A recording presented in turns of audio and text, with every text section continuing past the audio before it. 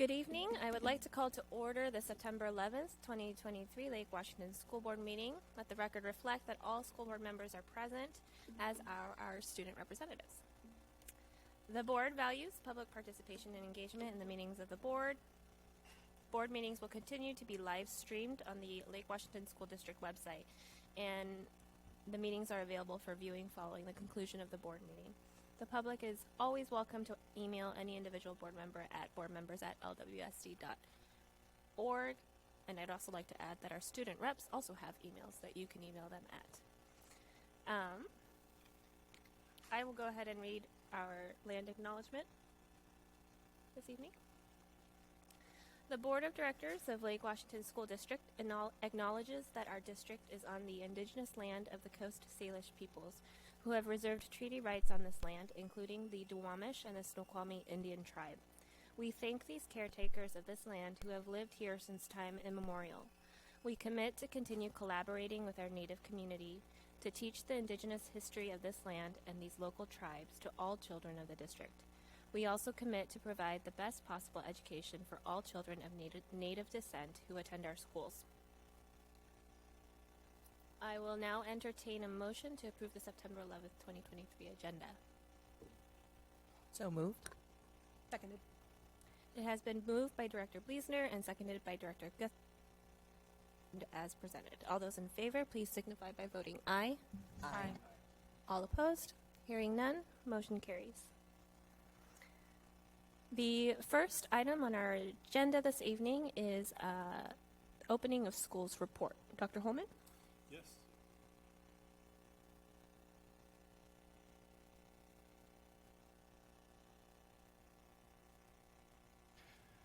So I'm excited to welcome a portion of our school support services team, led by Associate Superintendent Dale Cody, and our level directors are here tonight to provide the board with an update around the opening of school. And so, Dale, welcome to the microphone.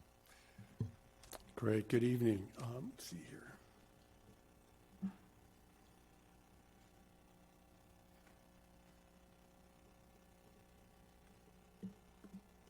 Here we go. It's my honor to be in front of you tonight for our annual opening of schools report.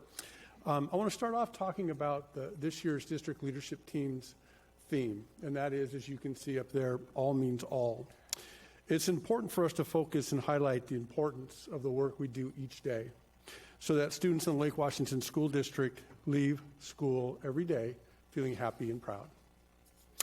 Our schools are off to a great start. There's great positive energy and excitement starting off the school year. I'm honored to, in a moment, introduce some great educational leaders in our level directors. The level directors' primary role is to support building administrators, students, staff, and community members, focusing on student success. Much of their schedule is designated to work alongside building administrators throughout the week, focusing on supporting high-quality instruction as well as implementation of the district initiatives. As you can see up here, and they'll each have a moment at the microphone tonight, Stephanie Clark is a Director of Elementary Education in the West Region. Sandy Dennehy is a Director of Elementary Education in the Central Region. Heidi Paul, Director in the East Region. Matt Livingston, Director of Secondary Education in the Juanita and Lake Washington Region. And Whitney Meisner, the Director of Secondary Education in Eastlake and Redmond Region.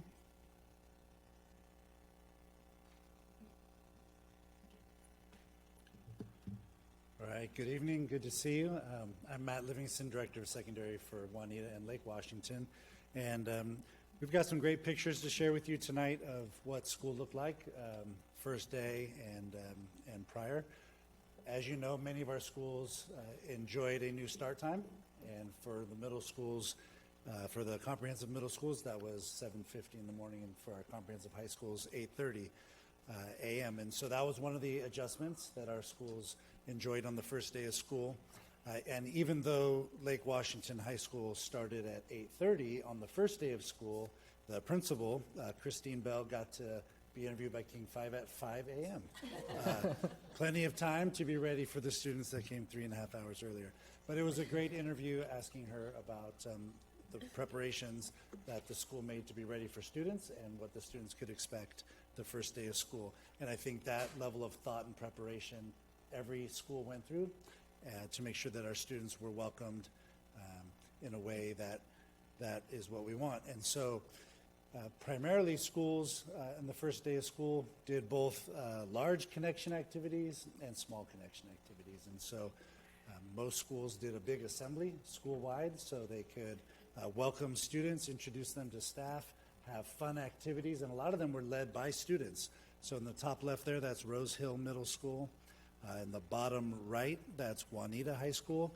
And the bottom left is Lake Washington High School. And this is usually where you'll have your first sighting of the school mascot. And so you can see the LW kangaroo there. The top left, this is a Kamayakan classroom. Teachers are very intentional about creating activities for students where they begin to bond with their classmates, learn about the school, and create a community within the classroom. The bottom left, this is Finn Hill and their start of school assembly. This is a game new to me called Bucket Head, where the teachers have buckets on their head and students are trying to make baskets.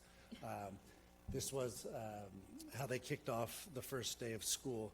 And I think it shows an effort by the staff to create connection, to create fun for the students so that they enjoy each other and enjoy being there.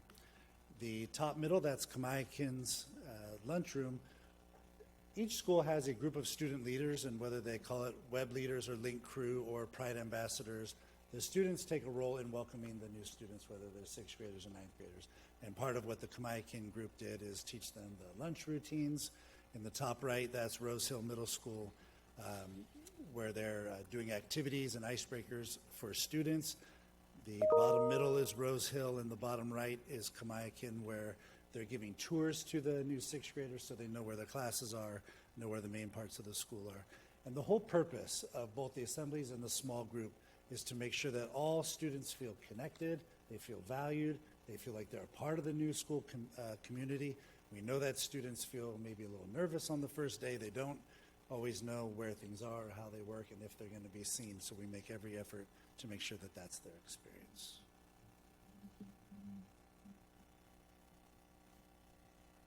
Good evening. I'm Whitney Meisner, the other secondary director. Thank you for having us.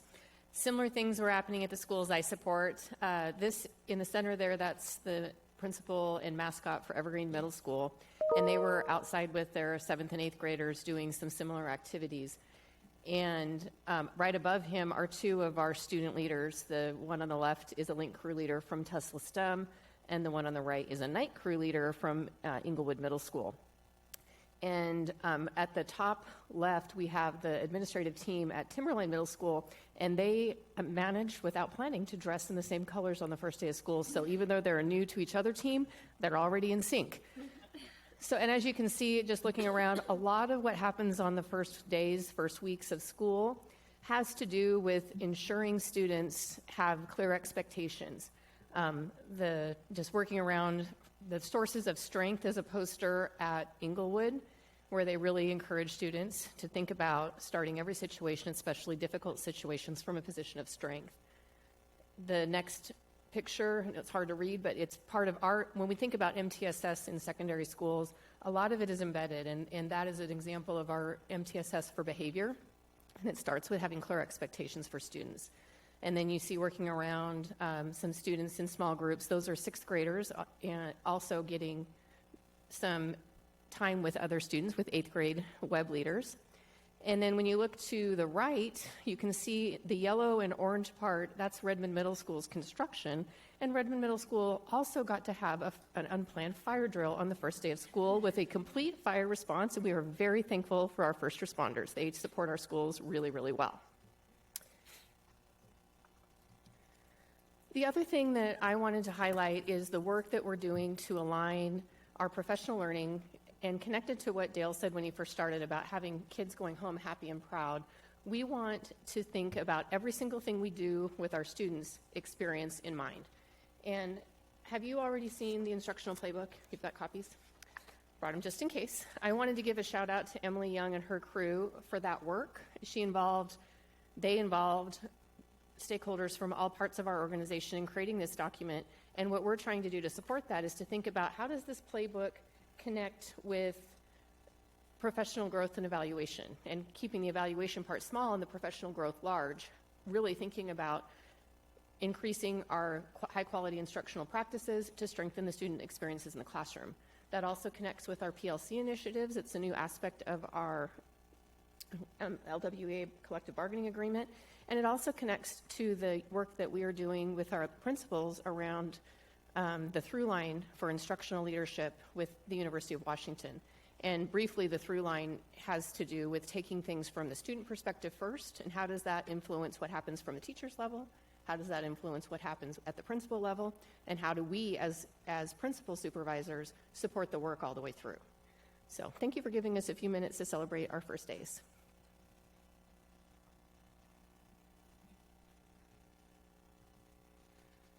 Well, good evening. My name's Steph Clark, and I'm the Happy and Proud Elementary Director of the Western Region. And the regions are new, so I thought we'd take a little bit of time, all three of us will, explaining how we divided the regions of our elementary schools up for this coming learning year.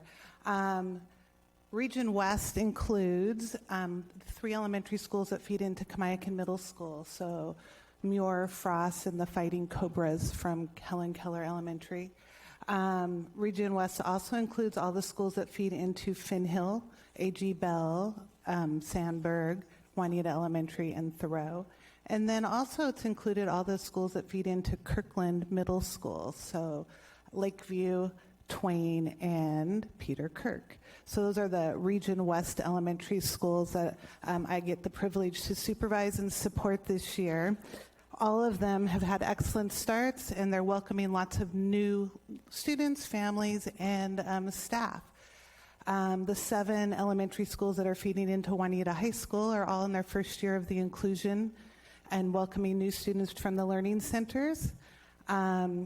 Twain, Lakeview, and Peter Kirk are in their second year, but Lakeview is also welcoming 150 new learners from the HiCap program, the full-time Quest program, are now at Lakeview. So they're welcoming lots of new students, lots of new learners into their schools. In addition, they're also welcoming new leaders. We have 2 new principals in the region. We have 5 new assistant principals in the region. They've all had just a great start building relationships and making sure that everyone feels like they belong.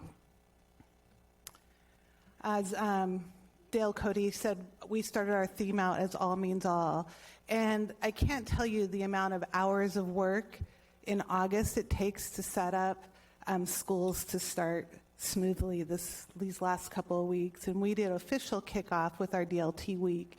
And I'm charged with sharing a little bit about what happened at the DLT week for our elementary school principals and learners.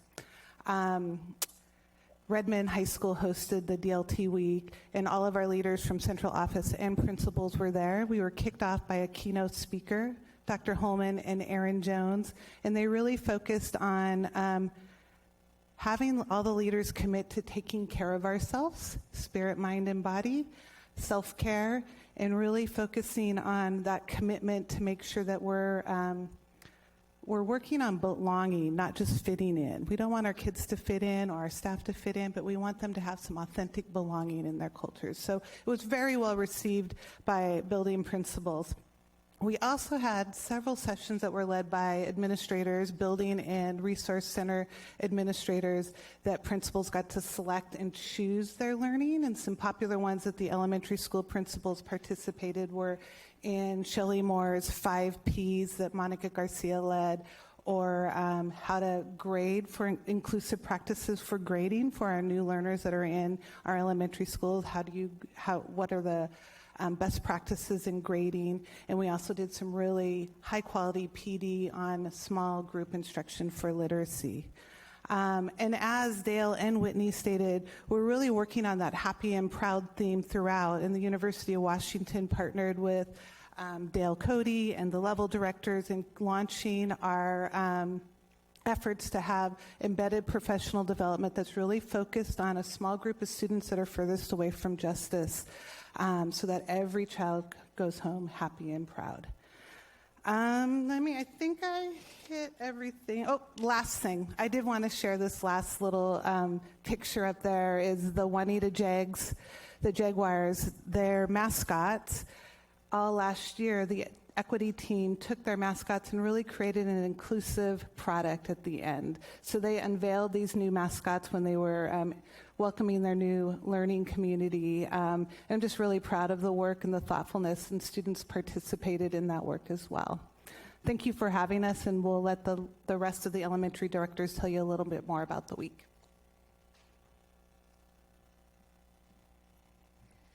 Good evening. I'm Heidi Paul. I am the director of the East Region. And as you can see up there, we have 10 schools in the East Region. We have Wilder and Parks and Baker. They all feed into Timberline Middle School. We have Alcott and we have Dickinson that feed into Evergreen. And then the remaining schools feed into Inglewood. I'm excited to share that we had a couple new administrators start at these schools. So at Parks, we have Lori Pierce and Aaron Martin who've joined the team over there. At Wilder, we have a new principal over there, Steve Goldberg. And Chemo, who has been in the district for some time, is joining forces over there along with Dickinson. And then Nate Litke has also joined the crew up at Carson as the associate principal there. Steph talked to you about what leaders did during DLT week, and I'm excited to share what leaders did with their staff during LEAP week. As you can imagine, when we return from summer, even staff members are nervous about coming back and returning. We often have new staff members, and we have staffs that are changing. And so during that week, when we think about, as Steph shared, belonging, we had administrators leading their teams and thinking about first the staff member who was going to be coming back and that sense of community that they could create. Over at Wilder, they talked about what is it that we believe and where will we harness our work. So much of the week was focused on the heart, where are our values and the core of what we do, and the head, what growth and development do we need to have.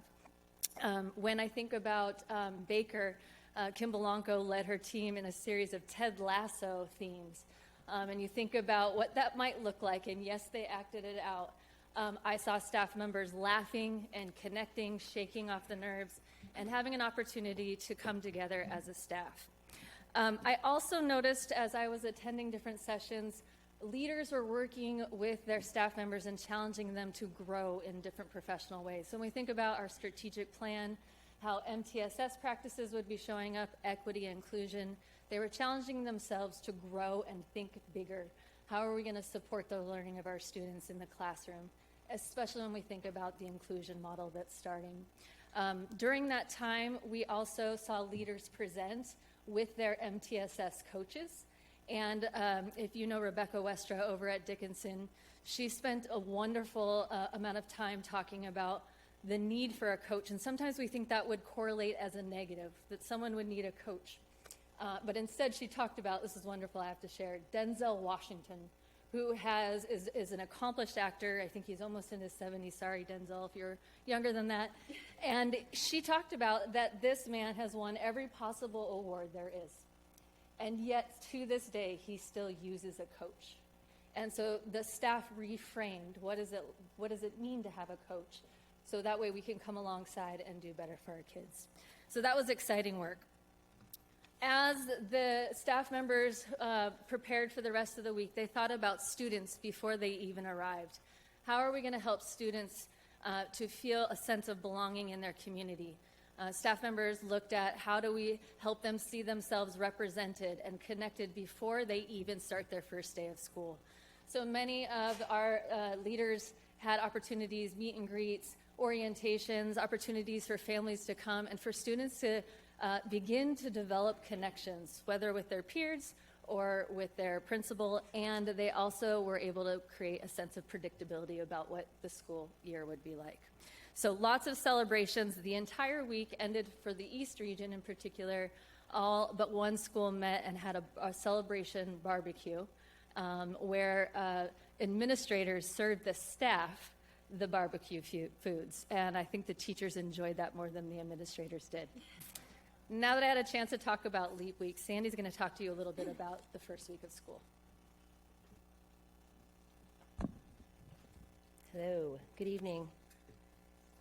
So I have the great honor of being the director of the Central Region, and the Central Region consists of schools that feed into Redmond Middle School and Rose Hill Middle School. And I also put in here Extended Day because I also get to oversee Extended Day, which is a fantastic program for our school district and provides care for many of our families that need before and after school care. So I get to take a moment to share about our incredible start. This year has really been a true testament to our commitment to creating a joyful, inclusive, welcoming environment for all of our students. Creating a school environment where everyone feels a deep sense of belonging and warmth is what our schools really strive to do. Our students come from diverse backgrounds and experiences, as you know, and each of our schools celebrates that diversity in their own unique ways. In some way or another, you will see messages of belonging in every one of our schools, similar to the picture that you see there of Jeff and Clara at Redmond Elementary. Throughout, you'll see the sense of belonging throughout all of our schools as we continue to create safe and brave spaces for all of our students to learn and to take risks. Many of our schools are also welcoming new students from different communities that they haven't served before. Schools like Franklin, Rush, and Audubon welcome families through a well-thought-out boundary adjustment. And Redmond L has been enrolling new students from the Together Center, and I'm not sure if you are aware of what the Together Center is, but it is a pretty amazing, innovative collaborative space in downtown Redmond that brings nonprofit and human service organizations under one roof while providing hundreds of workforce and low-income housing. Additionally, we are also so thrilled to welcome back to our neighborhood schools all of our students and provide a continuum of services for students and focus on inclusive practices so that all really means all, and students, regardless of ability, race, culture, gender affiliation, et cetera, feel a sense of true and authentic belonging in each of our schools. Family connection is something that research supports, and we've known for years supports student success. However, this year we actually built family connection conferences into our school year, providing parents and teachers the opportunity to make their very first positive connection.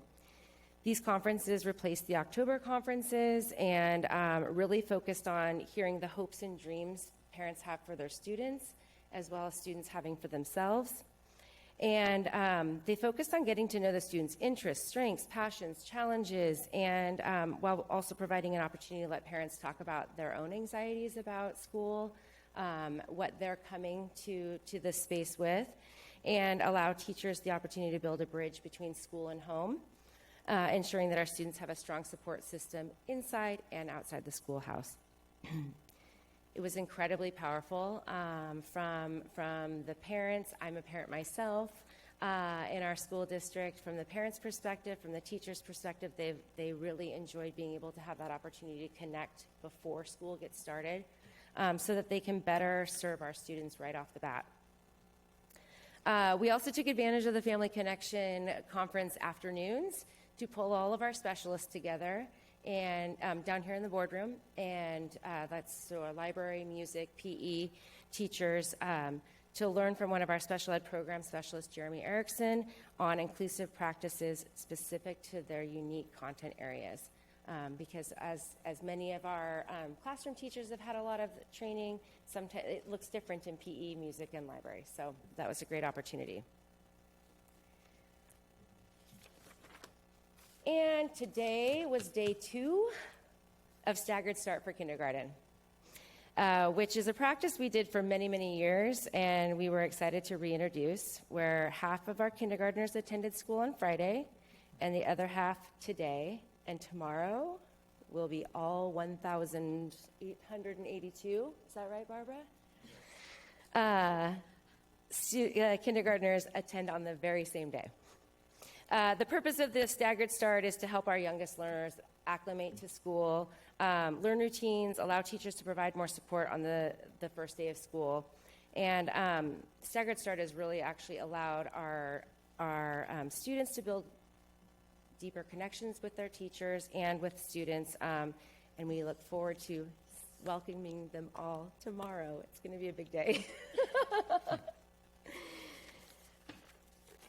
So, as you've heard, our K-12 system is thriving under the leadership of our administrators and collaboration of the entire system in support of ensuring that all means all and all students leave each day feeling happy and proud.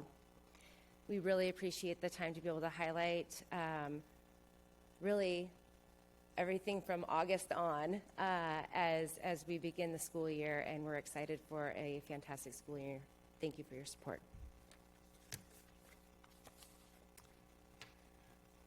So I knew this team wouldn't come and toot their own horn, so I just want to make sure I highlight that this is a team that, if you think about any district initiative, without their leadership and support of that initiative, it does not go as planned. You think about fidelity of implementation across 50-plus schools. It takes a team to be able to do that. I just started writing down some of the words that they said that connect directly to some of our district initiatives. SEL, we're going to hear about that in depth tonight.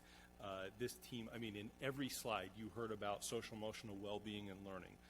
Instruction, you've heard about the instructional playbook now in board briefs multiple times. Jen brought you a signed copy, and then they were going to bring you, because that is instrumental in the work that we're doing in the district. Professional growth, evaluation, inclusion, highly capable programs, adult wellness, belonging, equity and justice, MTSS, coaching, family connections, and professional development. Like, these are the words that our leaders of our leaders are using, because that's the work that they're doing each and every day in our schools. And you know how busy our schools get, and there's fires that occur, well, literally almost. But, there's the things that we have to deal with, and this team truly does help our leaders to focus on the most important work, which is the instruction of students and what happens in classrooms. And so I thank them for everything that they do and for representing the work of this district so well with our leaders to support them as they lead their schools. So thank you for coming today, and thank you for what you do. Thank you very much. And I'd also like to say thank you as a parent. I'm so excited that school is back. Summer felt really long. The next item on the agenda tonight is public comment. The Board of Directors of Lake Washington School District welcomes the public to the business meetings of the board and encourages community engagement. The board dedicates 30 minutes to hear from the public during public comment. Participants should not expect a response from the board at the end of their comments, as we dedicate this time to listening to your voice and would like to get as many members of the public an opportunity to speak as the time allows. Members of the public can sign up to participate on the district website at lwsd.org/board/public comments. Sign up closes at noon on the day of the board meeting, and comments will be offered in the order of sign up. And I don't believe that we have any in-person or virtual public comments this evening, but we did have 2 written comments submitted. They're included in board docs for board members to read. There was one regarding the Community Resource Officer Program, as well as one on transportation sustainability. So I'd encourage our board members to please read those public comments. Yes. I just want to give an update to the board also about public comment. Many of the comments that come to the board really are operational in nature. So worked with Cabinet today, and we are developing a process so that there's a consistency in how we are following up. There's times where people bring public comment, and it's more of, here's my voice. I just want the board to hear, and when those are operational pieces, we will follow up with those individuals just to say thank you for your comment. Wanted you to know. So tonight there were 2 written comments, and so we assigned in Cabinet individuals that will follow up with each of them, and then we actually will have a bit of a spreadsheet and track it over time so that the board knows that there's ongoing follow-up, and we'll keep you up to date. So that the temporary solution was assigning in Cabinet today. The long-term solution will be to develop a system so that every Monday we're making sure we know who's going to follow up with which commenters, depending on what they're commenting about, if they're operational issues. Perfect. Thank you very much. The next item on the agenda, this is the approval of the September 11th, 2023 consent agenda. I will now entertain a motion to approve the consent agenda. Move approval. Seconded. It has been moved by Director Liliberty and seconded by Director Guthrie. Dr. Holman, will you please poll the board? Yes, Director Guthrie, Yes. Director Stewart, Yes. Director Bleasner, Yes. Vice President Liberty, Yes. and President Choi. Yes, motion carries. Dr. Holman, will you please summarize the donations? Yes, so tonight in the board's packet, there's over $23,000 of donations submitted by our PTSAs to support our schools. And so it's with significant gratitude that we accept those donations to support our schools and our programs. Thank you. The next item on our agenda this evening is a student services update. Dr. Holman. Yes, and so tonight, Director Johnny Fu is here to provide the board with an update. Director Fu came to the board twice last year to provide updates, and he met with us in cabinet today, and we kind of talked about the scope and breadth of what's in his department. And tonight he's going to talk about social emotional learning and the comprehensive school counseling program, which are two components of his department, but he has a very holistic department. And so in briefs this week, I'll make sure to include the links to the prior program updates that Johnny provided, because they're about different topics than what he's talking about tonight.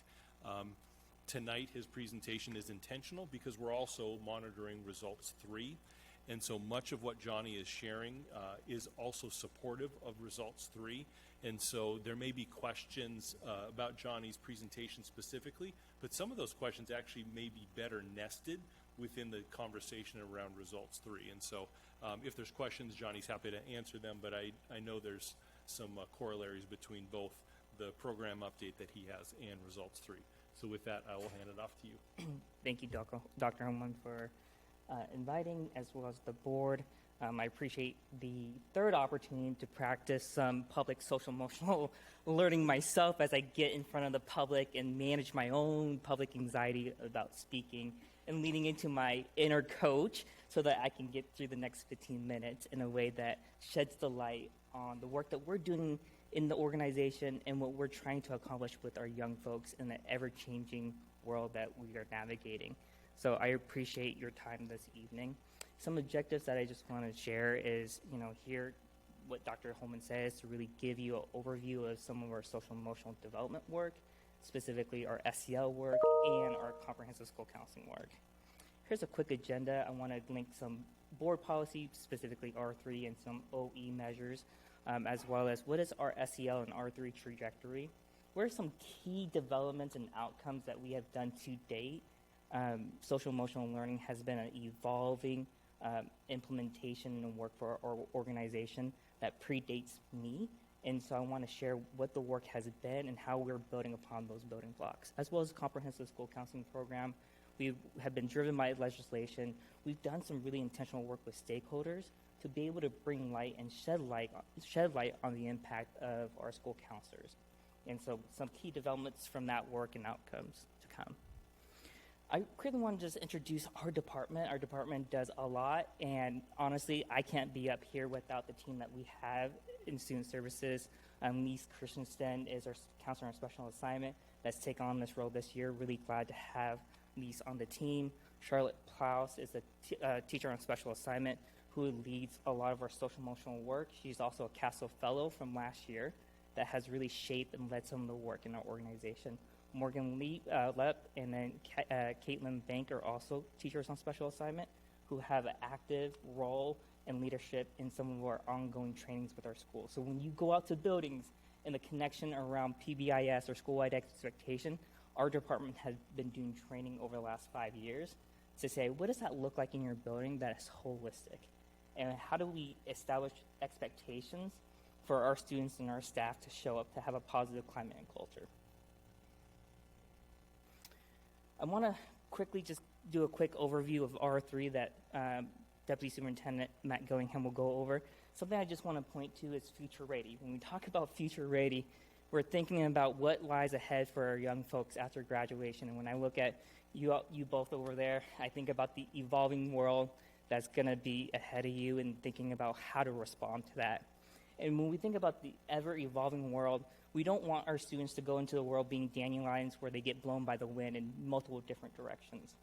What we want them to leave is grounded and rooted in who they are, who they're becoming, and how do they serve our community, and on a global level, how do they serve the global world? How do we get there? These are the 6 social emotional learning standards from the state of Washington that we have adopted in R3, which I'm really proud that we have done so. It gives us an opportunity to finally measure and be really intentional about the practices that we see in our buildings. We have an opportunity to create common language now throughout our buildings with our young folks and our adults to say, hey, how are we showing up today? How are you feeling? Where are you in your own development? And how do you show up for others? Which leads to some of our OE reporting, OE 10 in particular, when we think about climate and culture. And we think about this, what we heard from our amazing level directors earlier today. Sense of belonging, right? SEL, expectations. Well, where does that come from? That prerequisite is social emotional learning. What are the skills that are required to exhibit pride, confidence? We can break down those skills and intentionally teach our young folks in the existing content that we're teaching, math, science, because in our own workplace, we have to incorporate our own SEL skills into what we're actually doing in terms of the content and expertise that we're bringing to our work. And so as we think about the prerequisite skills and we think about how it shapes our climate and culture, we also think about social emotional learning in terms of our equity work. And we have such a diverse and deep community with deep experiences culturally that's rich across our 30,000 plus students, which is amazing. Well, to do that work requires social emotional learning. And how does it show up? It shows up in the way that we engage with one another. It shows up in how we socially engage and have conversations that are meaningful, that we can see differences between each other and see that it actually builds the richness of our community. And so when I think about our equity OE 14 measures, I think about social emotional learning as the prerequisite for that deep equity learning that is occurring in our buildings. And so this right here is sort of, as you can look at it, it looks like a timeline. I'm going to say it's a roadmap. So when we think about R3 and our global citizen outcome of future ready, I want us to think about this as a roadmap. That over the past 7, 8 plus years, we've been intentionally working towards R3. And R3, I'm going to say, it's like I'm going to use the example of nesting dolls. If you can remember, there's dolls that are nested with one another. I'm going to use that example. And the reason why I'm going to use that example is when we think about R3 as the large doll, and we think about the first doll, that first doll was the person dependent. When you think about social emotional learning, where we began was we had school counselors who were really motivated and experts in our system to say, our students deserve an opportunity to engage socially and emotionally. And out of that, develop opportunities for our school counselors to go in the classrooms, to have small groups. And then our teachers started to notice something. Wow, our students are coming back in the classroom. They're more socially aware. They're actually socially engaging in relationship in a proactive and productive way. Well, what's going on? Social emotional learning. And so some of our educators during this time as well picked up on social emotional learning in the classroom. Well, let's try this out. What does this look like? And so when we first originally started this work, it was person dependent. As a system, we started to recognize that our students were making progress, and what was the magic sauce? There was social emotional learning. So we looked at it from a building accessibility. Well, what if we gave buildings accessible resources, curriculum, such as Character Strong, Second Step, Purposeful People. Some of the things that you might see in your buildings is zones of regulation.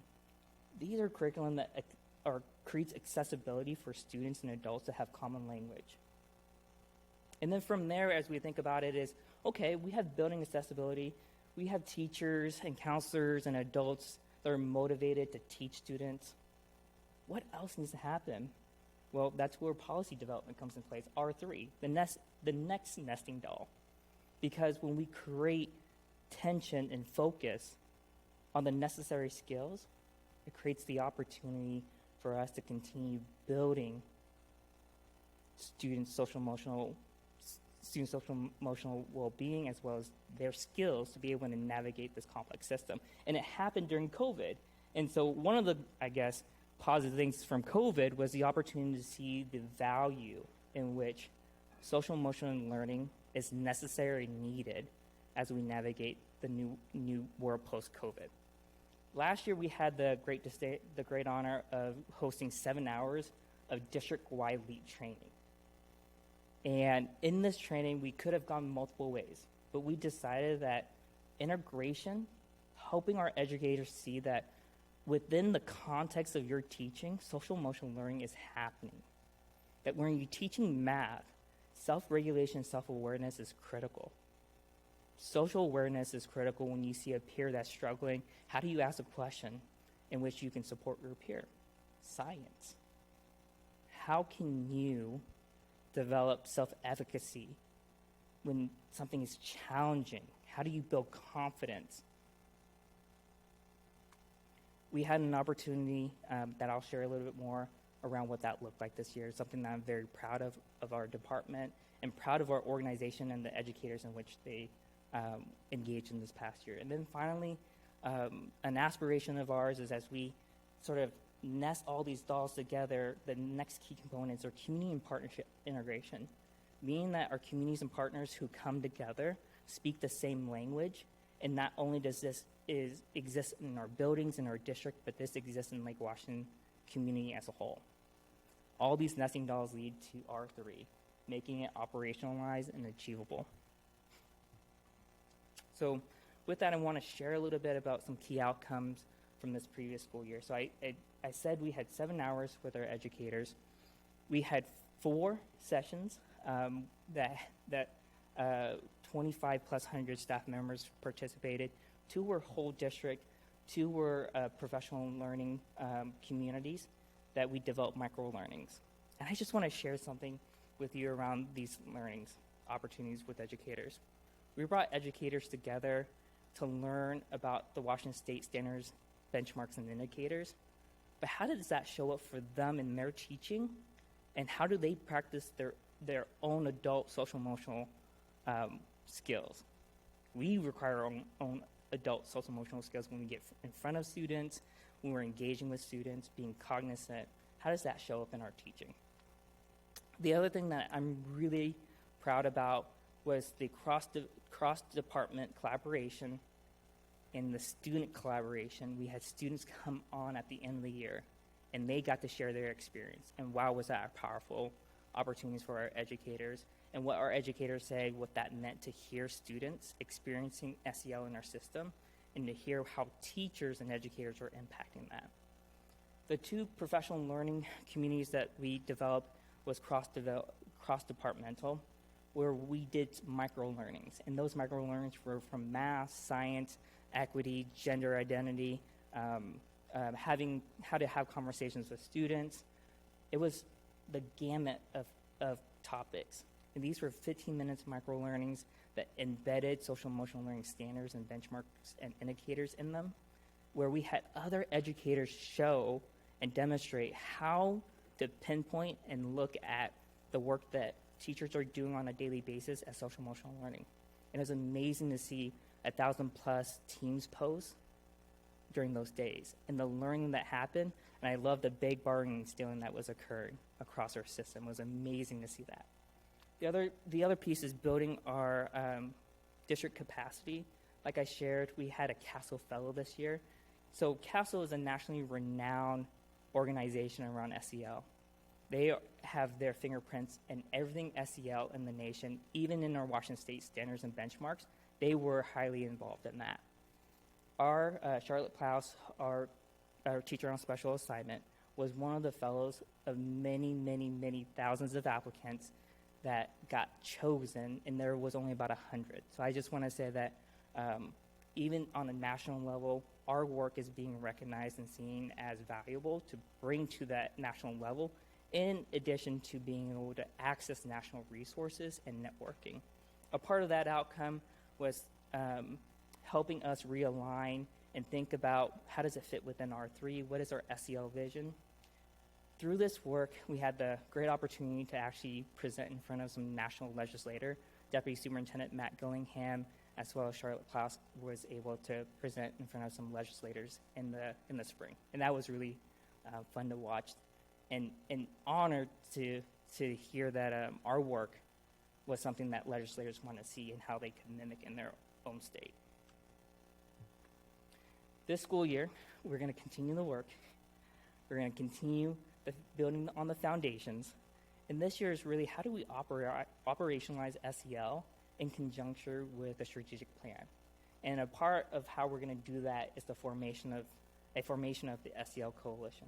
Our hope is with the SEL Coalition of stakeholders, we can actually develop alignment with policy practices and resources in our system. Long term, this work is going to live for a really long time. Once we put it in policy, it's going to live for a while. And so I appreciate the board doing that hard work to do so. As well as continued visibility of Panorama, using our Panorama data as a way for us to begin to have conversations with our young folks, to dig a little bit deeper and see opportunities in which we can establish social emotional learning opportunities either in the classroom, within the building, or find opportunities with partnerships. The other piece that is critical to this work as we move forward, as we learned last year, is the adult social emotional skill set and development is vital and crucial. Our educators who are well versed in social emotional learning have great impact on student social emotional learning. Just like a teacher who is very excited, motivated, passionate about math, their students are going to be excited, motivated, and passionate about math. That's why we want to help increase our adult social emotional learning, our adult social emotional learning skill sets and development this coming year. And a part of that is working with our central leadership team as well as our district leadership team in schools to create opportunities in which we can engage in that work. And I know I can talk for a while, so I'm going to speed this up a little bit. Next up is a comprehensive school counseling program. And Dr. Holman, feel free to kick me off stage. It's okay. We worked this past year to develop a mission, vision, and values. And this work really came from our committee work. So I want to give a huge shout out to our committee who are watching, and I want to give a shout out to our chair, former chair, Noah Westerberg, who is no longer with us, and our co-chair, Nell. Without their leadership and their work with the committee, we wouldn't be where we are and having a program with mission, visions, and values. This is a timeline of our work. Our committee still continues to work really hard and diligently to be able to scope and build on our building blocks so that our school counselors are visible. We see clear connections of impact to students, to district initiatives such as equity, MTSS, and inclusion. This past year was sort of our transition year, and in our transition plan, there's 4 areas: use of standards for schools, use of data, use of time, and use of personnel. Within those categories, we had specific actions that we needed to take. And one of the biggest actions that we took was to bring school counselors and administrators together, to be in this room with their administrators and go through a self-assessment and determine where are opportunities in which we can promote and link school counselors to building initiatives and building work and making it visible. We also did time studies last year twice, and the data was really helpful in helping us think about what does that look like in the collective bargaining and how might this impact how we serve students. And I'm very pleased with some of the changes that we've made in our collective bargaining to make school counselors' role visible and clear and succinct. As we think about this year that we're in, we're going to continue building on those blocks.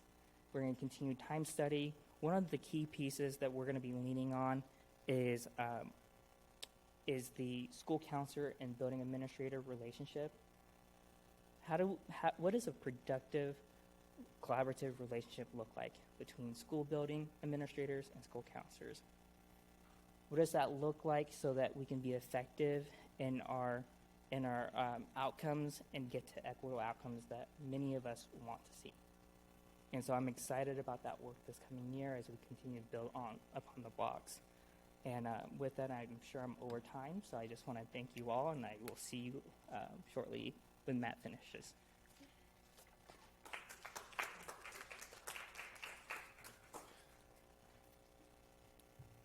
I actually had a question for Johnny before you run away from us.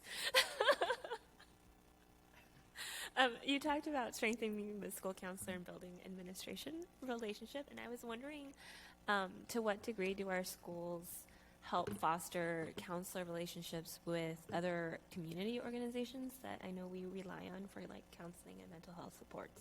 Yeah, it's ongoing relationship and partnerships. Like, for instance, our relationship with YAS. We have ongoing, for instance, I shared in the spring about the integration plan. That integration plan is really focused on partnership. How do we have clear roles and responsibilities so that we can be able to work effectively together and not cross our responsibilities in a way that isn't effective? We end up sort of like confused, like, well, why did you do that? Because I did the same. And it really helps with role clarity, as well as ongoing communication with partners so that we know that what resources out there and how we can access that. Thank you. Director Stewart. Pardon me, my lexicon doesn't include a couple of your terms. Micro-learning, can you give me that in something simple that I can understand? Yeah, no, great question, Director. Micro-learnings is a short snippet, and one of the things that we learned with Second Step, actually adult SEL, was micro-learnings. Your attention for actually grabbing, learning, and applying that is about 10 to 15 minutes. So you can give learning to an adult for 10 to 15 minutes. It is actually highly accessible and highly likely that the adult will implement and try it on. Director Guthrie. I was wondering about the interaction between, if you will, with MTSS for sort of tier 1 for social emotional learning versus tier 2 and 3. I had a kid who was receiving social emotional services as part of her IEP, and it was really fantastic. And she's 8 and can identify her emotions and talk about how she regulates herself and so on better than I can as an adult. But it was a separate class, and this was a few years back. A special class a separate class just for children who are on IEPs. Yeah. How has that changed? What does that interaction look like today? Yeah, I appreciate that example and that personal example. So we still have tier 2. We call it tier 2 small group instruction, where tier 1 is universal. So the minute you walk in, you're going to get a coffee, right? Like, come on in, you're going to get coffee. And sometimes you need an extra shot of coffee. And so that is our tier 2 work. So the opportunity that your child had was sort of tier 2 in a small group targeted specific skills that built upon your first coffee. So you got your first coffee and it lasted you about 2.5 hours. Well, you got two and more half hours to go. You need an extra coffee. So that's what tier 2 is we're going to provide an extra dose, right? That specific schools, or specific skills. So it could be self-awareness, or it could be self-management, or it could be social engagement. So sometimes you'll hear like friendship groups, or you'll hear Coping Cat, right? Or you'll hear Superflex. These are curriculum that's built on the first coffee, essentially, is, hey, how can we help continue building upon your skills so you can navigate your social environment and be able to navigate and manage yourself in this social setting. And so the one, I guess, I use coffee as an example, but one way to think about it is Tier 1 is universal. Everyone gets it, okay? We want to grow the green. We want to mellow the yellow, meaning that there's a small group of students that get that. And then we want to stop the spread of red, meaning that a small group of students get that. And that's facilitation. That's very targeted, specific. It can be sort of a student in crisis, so then we lean into like crisis response and whatnot. Any other questions or comments? Awesome. Thank you so much, Director Fu. So the next agenda item tonight is going to be the monitoring of Results 3, Life and Global Citizenship Skills, which Director Fu teed us up really nicely for. Through these policies, the board established its values about how the school district is expected to operate and the express conditions that must exist as business is conducted. The monitoring reports contain the superintendent's interpretation of the policy language, a review of the current conditions, and monitoring data. The monitoring actions make up part of the board's oversight of the organization and assures the board that its operational standards have been met. Dr. Holman, will you please present a summary of the monitoring report? Yes. Tonight with us is Deputy Superintendent Matt Gillingham, who will go over a full presentation on the report. It was nice to have Director Fu here to talk about. He actually did a very nice job of connecting the board's policies and how they all really do interrelate with one another. One of the things I do as a parent in the district as well is I actually look for examples of the work that we're doing, and was reviewing my son's, who's in 10th grade at Redmond High School, his syllabi the other day with him. And my wife and I were reading them over just because we like to know what's happening. And something struck me from one of the syllabi that I wanted to share with the board, because as we think about social emotional well-being, it's really about that being embedded into every aspect of our students' lives. It isn't about it being a disparate part of a student's experience. And so I want to read this to you because it just exemplifies how we want our teachers to present to our students around well-being. Johnny was talking about adult SEL, and I was thinking about what's the purpose of adult SEL? Well, first, it's to be personally well. Like, we want our adults to be well, but it's also to model for students and to make wellness a priority. And when I read this, I think you'll kind of understand why it was so striking. The title of this section is Dealing with the Stresses of Life. As we start the year off, it's worth remembering that life can feel stressful and challenging at times. At least that's how it feels as I get ready for class and ready for the year. But it's going to be okay. I'm always here to help. If there are any problems with technology, stress, challenges at home, etc., that are getting in the way of you succeeding, just let me know. And that doesn't mean you have to share details. I trust you to just say, it's really stressful right now and I'm really struggling, and we'll find a solution together. To me, that's the essence of embedding wellness into the everyday experiences of our students. And so as we strive as a district to elevate social emotional well-being and learning, the board's policies around Results 3, you've heard consistently how that is really driving the work of our district. And so with that, I'll hand it off to Deputy Superintendent Gillingham to share the presentation. Thank you very much. I will try to add value to what Director Fu shared. And it was really interesting, I think, for me, having been involved in these conversations for much of the past decade, to hear kind of a historical perspective going back to it, and thinking about really where kind of our first conversations intentional around social emotional learning really were individual counselors. We had some of our elementary schools had access to curriculum because they participated in a UW study, and then that wasn't systemic, and it was, we did SEL on Tuesdays, but then, nobody else in the schools would use those language or even think about that was necessarily kind of part of the experience. And so, and you heard Director Fu talk about kind of that tipping point for us in many ways. The board's work around R3 in helping to really make it clear to the organization that the development of our students' social emotional skills is part of the expectation that we have for our students as what it means to graduate future ready.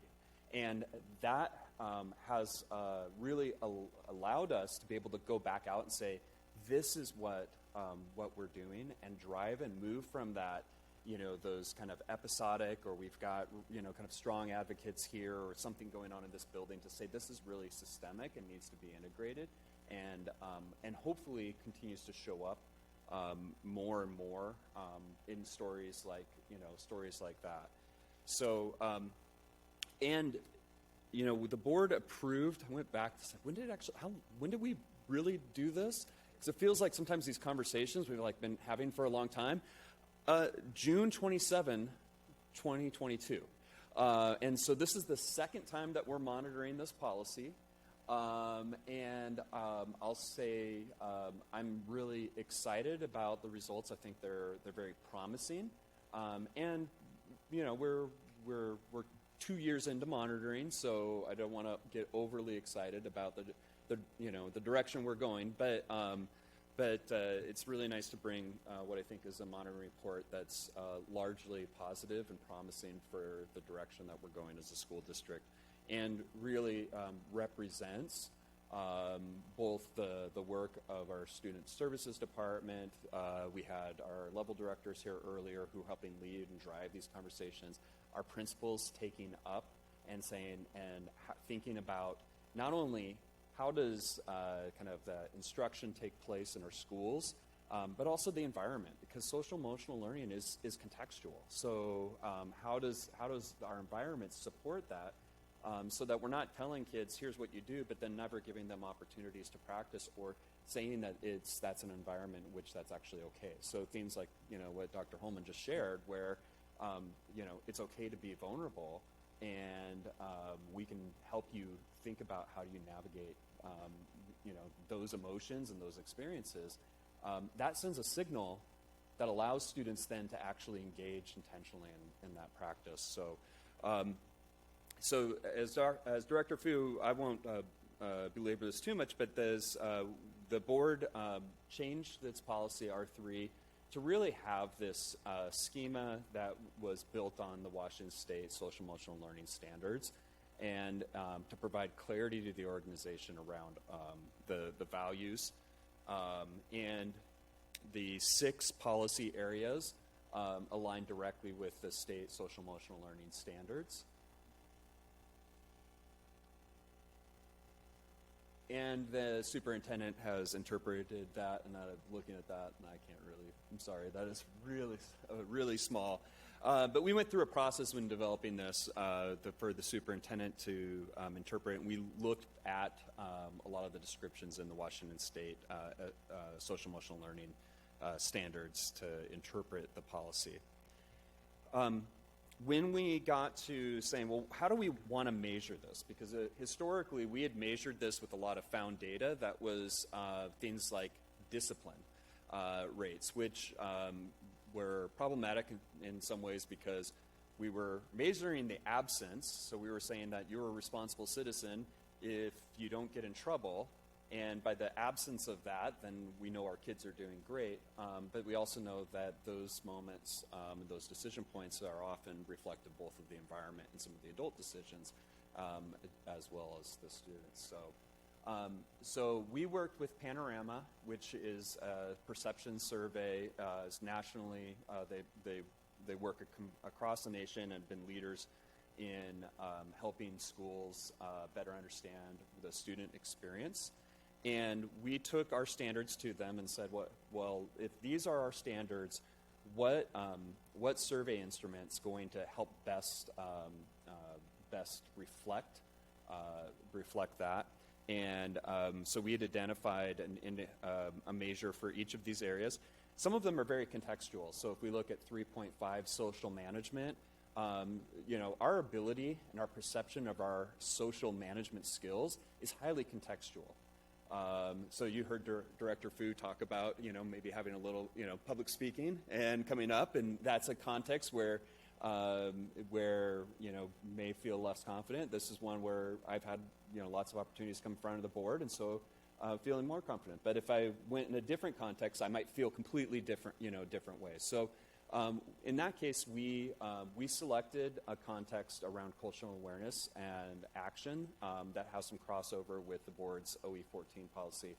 And so I'm looking forward to sharing those results here soon with you.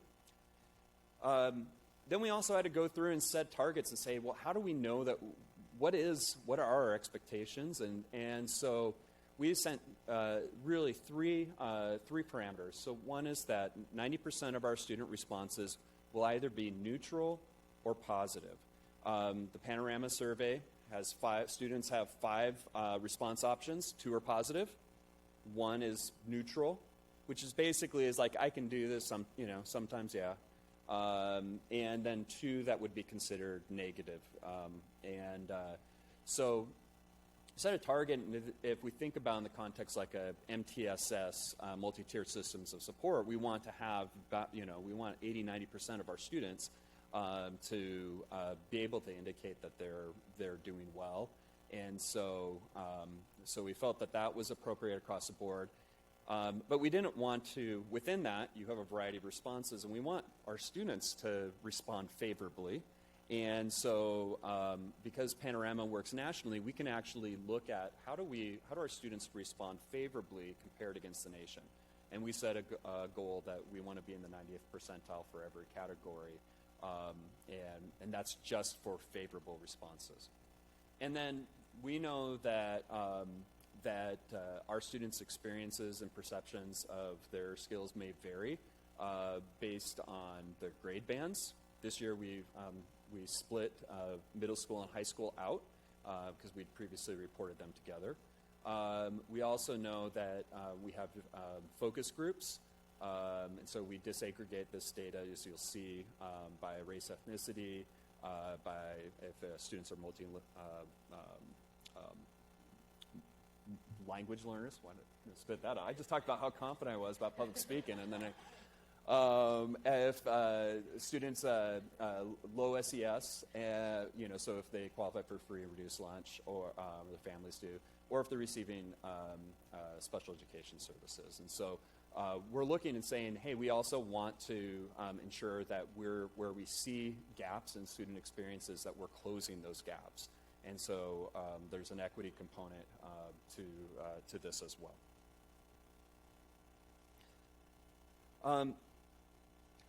And as Director Fu talked about, too, some of the work that we're doing, as we're looking at and analyzing this data, one of the things that we're always kind of checking ourselves is, 'cause we can't tell this causal relationship, we did this, therefore it caused this.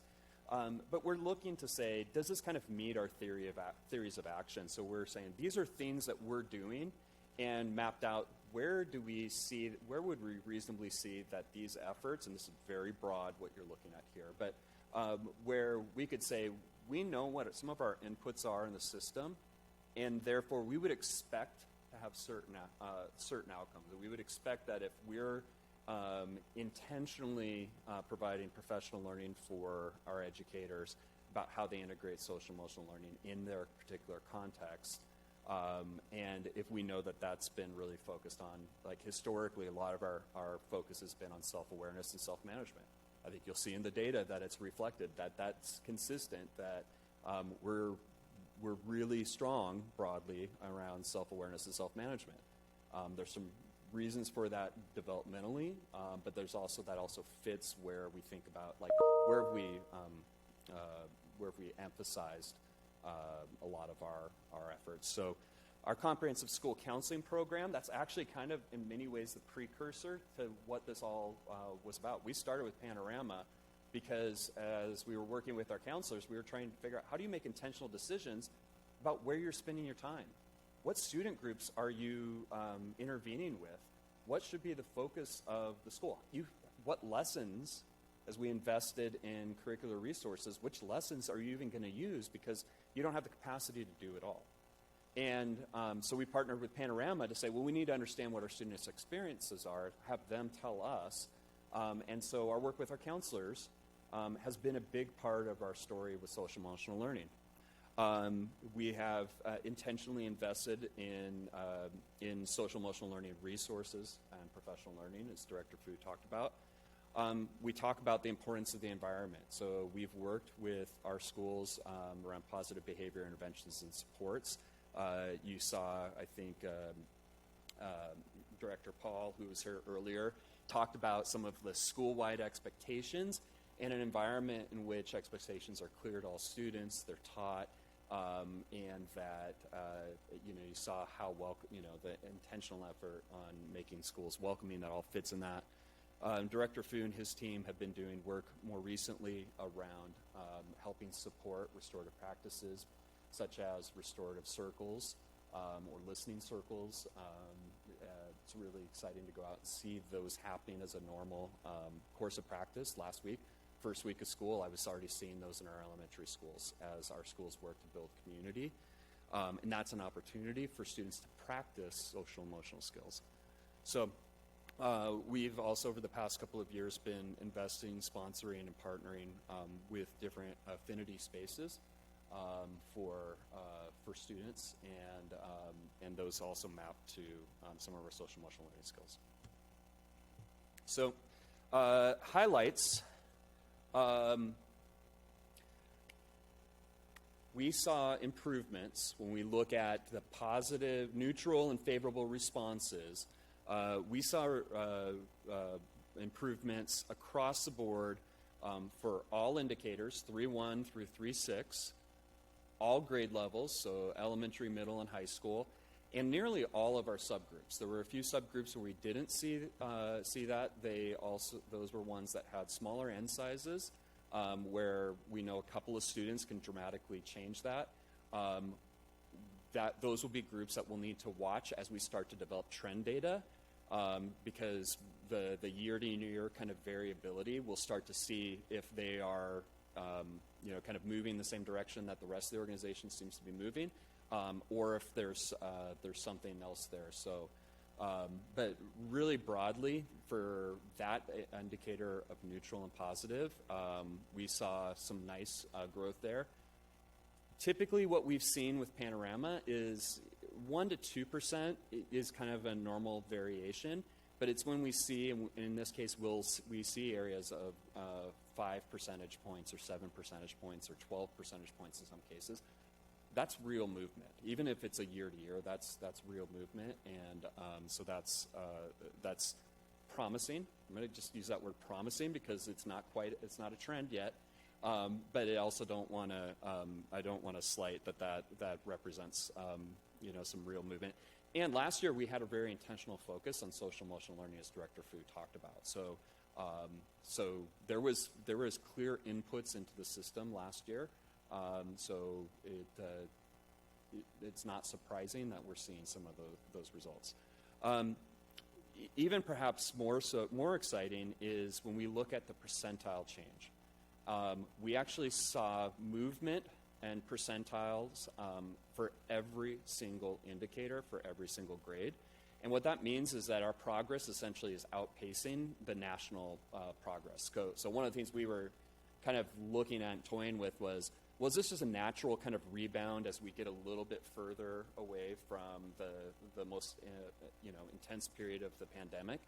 And that may be why we're seeing some positive growth, but our rebound then is faster than any rebound that we're seeing nationally. So again, that's really promising. And in many cases, we can look and say we actually think that corresponds with some of the inputs that we're having in this system. And we saw some significant progress or more favorable responses from different subgroups of students. So our Black African American students broadly, with some exceptions, responded more favorably, in fact actually outpaced kind of the broader growth. Hispanic Latino students students eligible for multilingual services, students from low-income households, and students receiving special education services. Now, we still have some gaps, but again, that kind of the progress, some of those gaps were closed. And for some of the indicators, you can see that they're all kind of within a percentage point or two of neutral or favorable. So again, very promising that we're seeing kind of the students broadly across our system giving us, indicating they feel more capable related to these social emotional skills than they did the year prior. And so here's just when we look at, and actually when you go into the monitoring report, you don't get this kind of global, this global view. But you can see that we, for self-awareness, all in the mid-80s, neutral, favorable, and that's increases most notably at the middle school and high school level.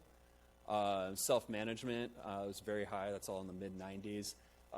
It's positive growth. It's kind of within that 1-2%, the normal kind of variation.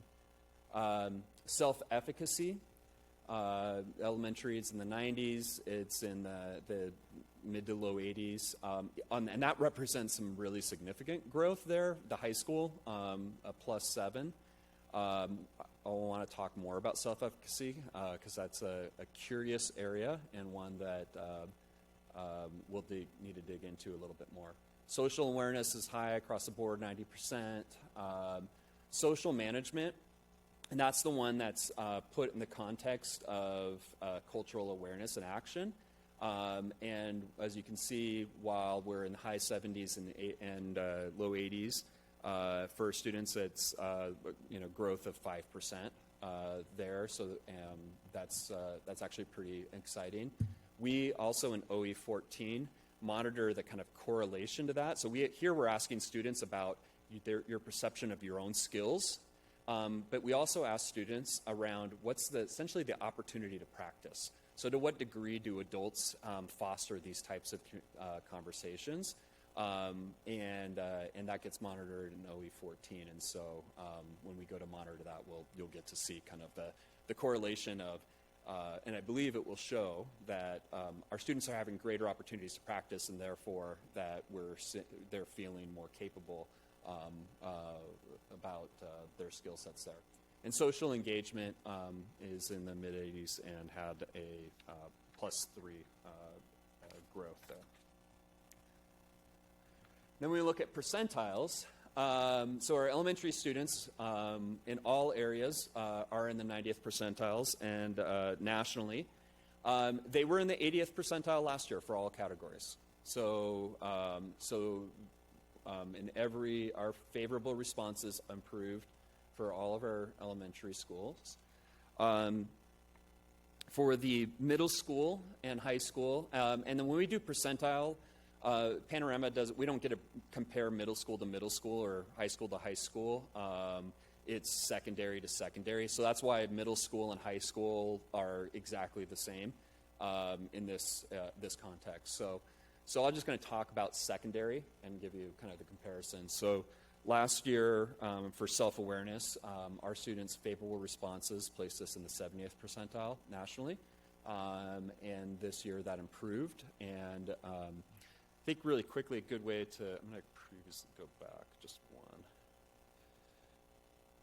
So one of the things I like about how we landed on looking at both of these is, in many ways, this tells us how many students did we move out of unfavorable responses. And this tells us if we're seeing growth, how many students did we move from neutral to positive? Because this is only looking at positive. So we want to really actually see progress in both areas, because we could see progress just here, but it wouldn't tell us about if the number of students that were kind of negative neutral. So together we're getting a picture that our students are kind of progressing through a spectrum of skill building.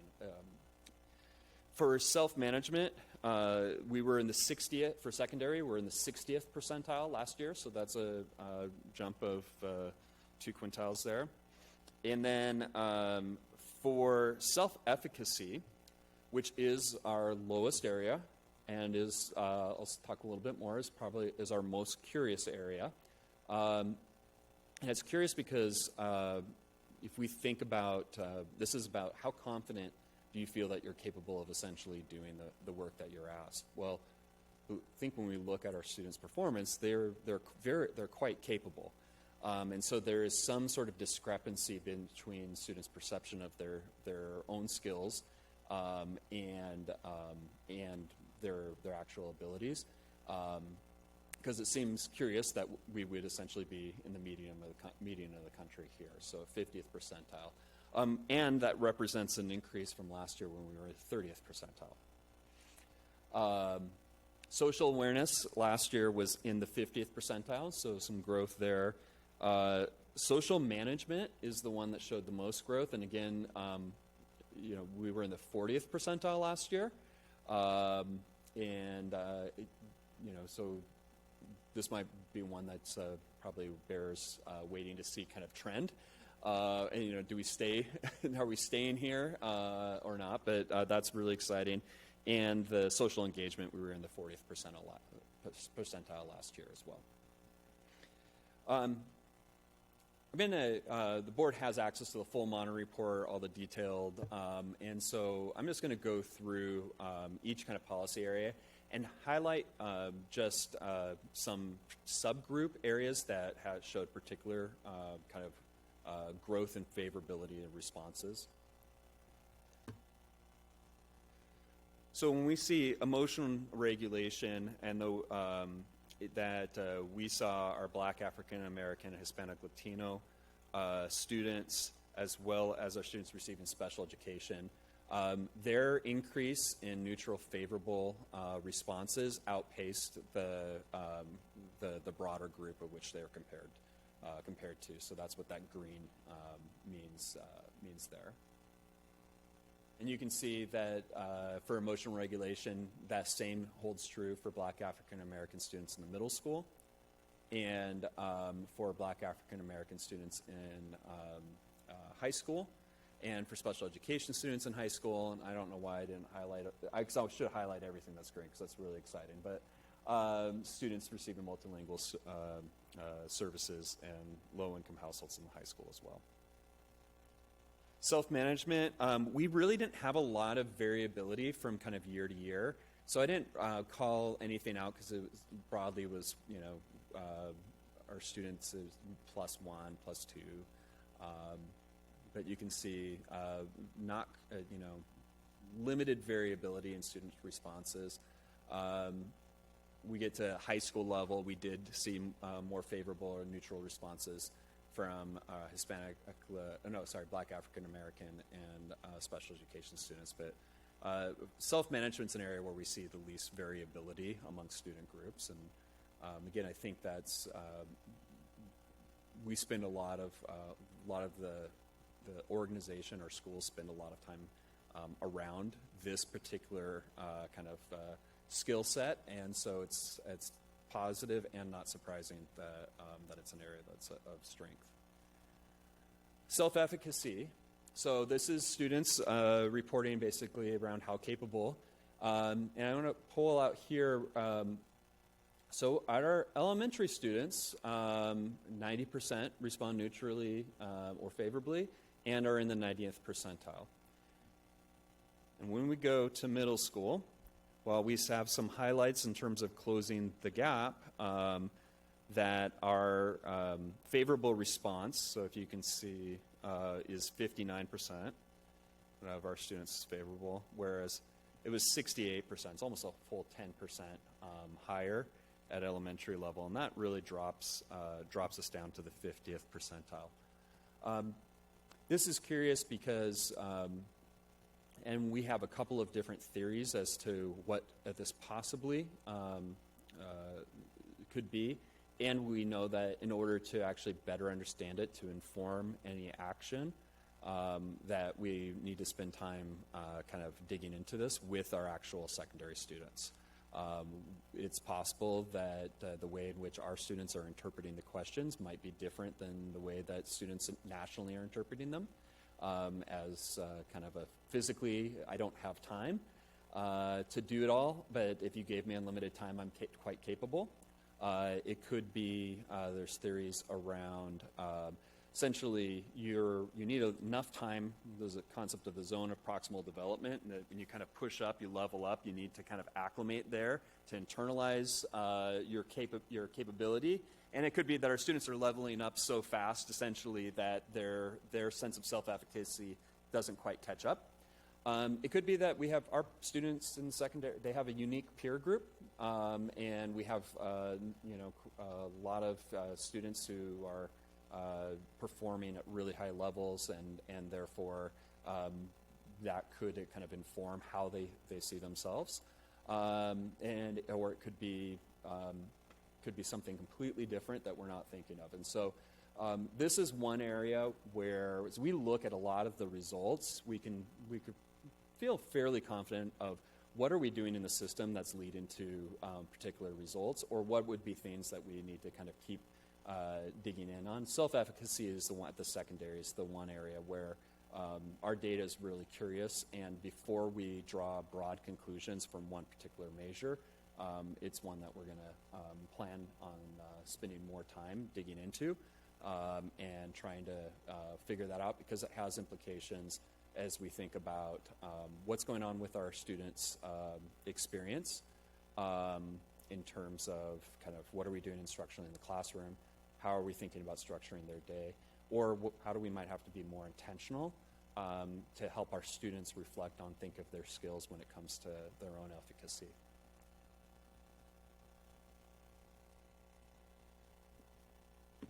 So social awareness, again, social awareness is an area of strength for us as a district.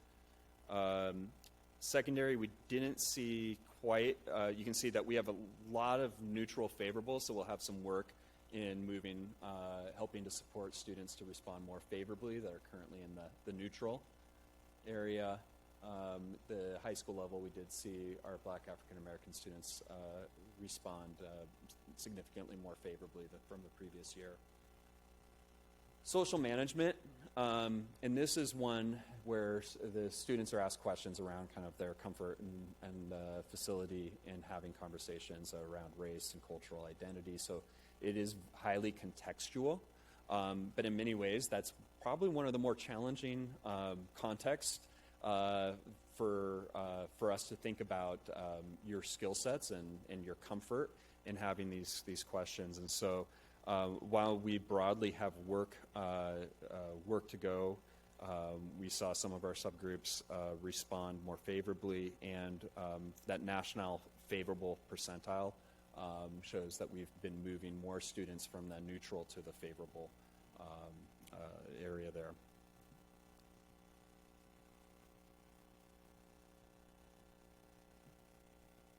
And then social engagement, this is when students are asked questions around kind of perspective taking, and is one that we're seeing some growth. It's probably another area we're a little less curious about, but one of the things because we're 2 years into monitoring, we're going to continue to engage with Panorama to kind of unpack and look at the questions that we're asking. And then I think for this one is another area of growth for us. This is a little bit less perplexing than when we think about 3.3 and self-efficacy. So I think I've already kind of talked about self-efficacy and that we identify from this monitoring report, even while there was positive growth there, we need to get some contextual data to better understand that to inform our next steps. And again, I think broadly, while there continues to be work to do with social emotional learning, that this is promising direction, and Director Fu had talked about the intentional work that's happening in our system, and so we're certainly hopeful and expect that this will acclimate or continue to improve even more next year. So. Thank you. Shivani. Okay, so I have a lot of questions actually. So I was wondering, do you want me to go through them one by one, or say all of them. Like, I could do, okay. Maybe it'd probably be better if you ask one question at a time, Okay. and then I get to respond if that. Oh, I meant, like, do you want me to, like, say something and then, like, let other people go and then come back to I it? will defer to Director Choi around how Why she don't you wants to ask all facilitate. your questions? Okay, Yeah. sounds good. Okay, my very first question is there a reason why we don't monitor social management and engagement for elementary students? Because we have them for middle and high school, but not elementary. That's an excellent question. So the reason why that we don't monitor that is because those question banks are not designed for elementary, and so it's not that we could select question banks for students, but they wouldn't be national. We wouldn't have a national percentile. So as we initially went through this, because we picked the 90-90, we were only looking at items that were available nationally that we could reference back against a national data set. As we've gone through this monitoring report, though, and now that we've done this twice, and we're kind of getting a sense of trying to understand what does this data mean, and is it telling us what we wanted or what we were hoping that it would. We'll go back and have a conversation with Panorama, revisit this. We will ask to see, because I know other board members have also expressed that same kind of interest, to see, is there anything now that might fit that would allow us to nationally reference. So it was just a limitation of the tool that we decided to start with for monitoring. Okay, thank you. Okay, for my second question, I noticed that there was a +10 through 17 and a +4 through 6 increase for social management and African American students and Hispanic and Latino students.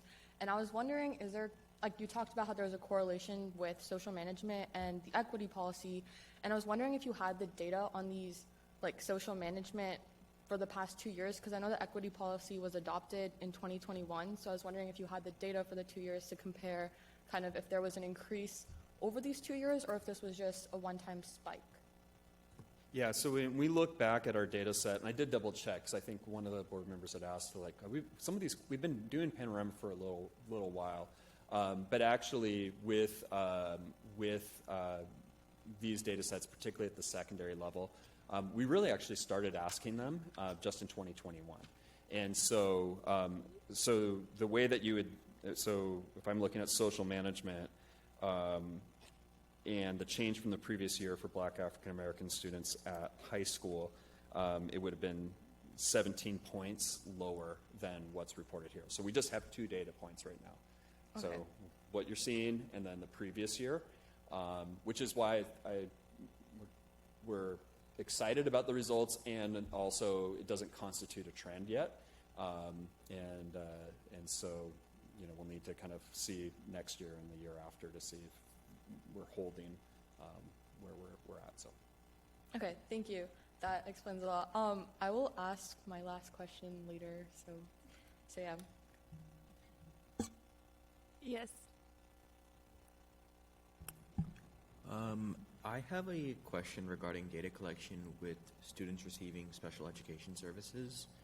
Were there any accommodations or considerations made for students who may be receiving or who may need extra help in terms of answering the survey, so that your data isn't just skewed to a certain type of student receiving special education services, since there's so many different types of forms, especially with the IEP programs and other things like that? yeah, so that's a great question, and I wouldn't be able to tell you specifically around what level of accommodations students were provided. It is, we can look at, so in the actual monitoring report, in Appendix B has the response rates for each of those areas. So you can see the number of students that are responding for each grade level, and it is about, if I look at it as a percentage point of the student population, it's consistent with the percentage of students receiving special education services in our district. So they're not necessarily overrepresented or underrepresented as a portion. What I couldn't tell you is, what students kind of needs. We think about like their LRE is a measure in terms of who's accessing within this, given the variability of students with receiving special education services.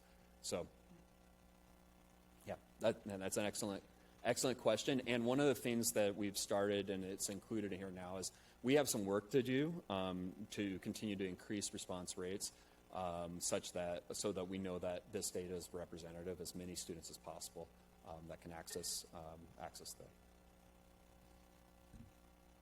Thank you.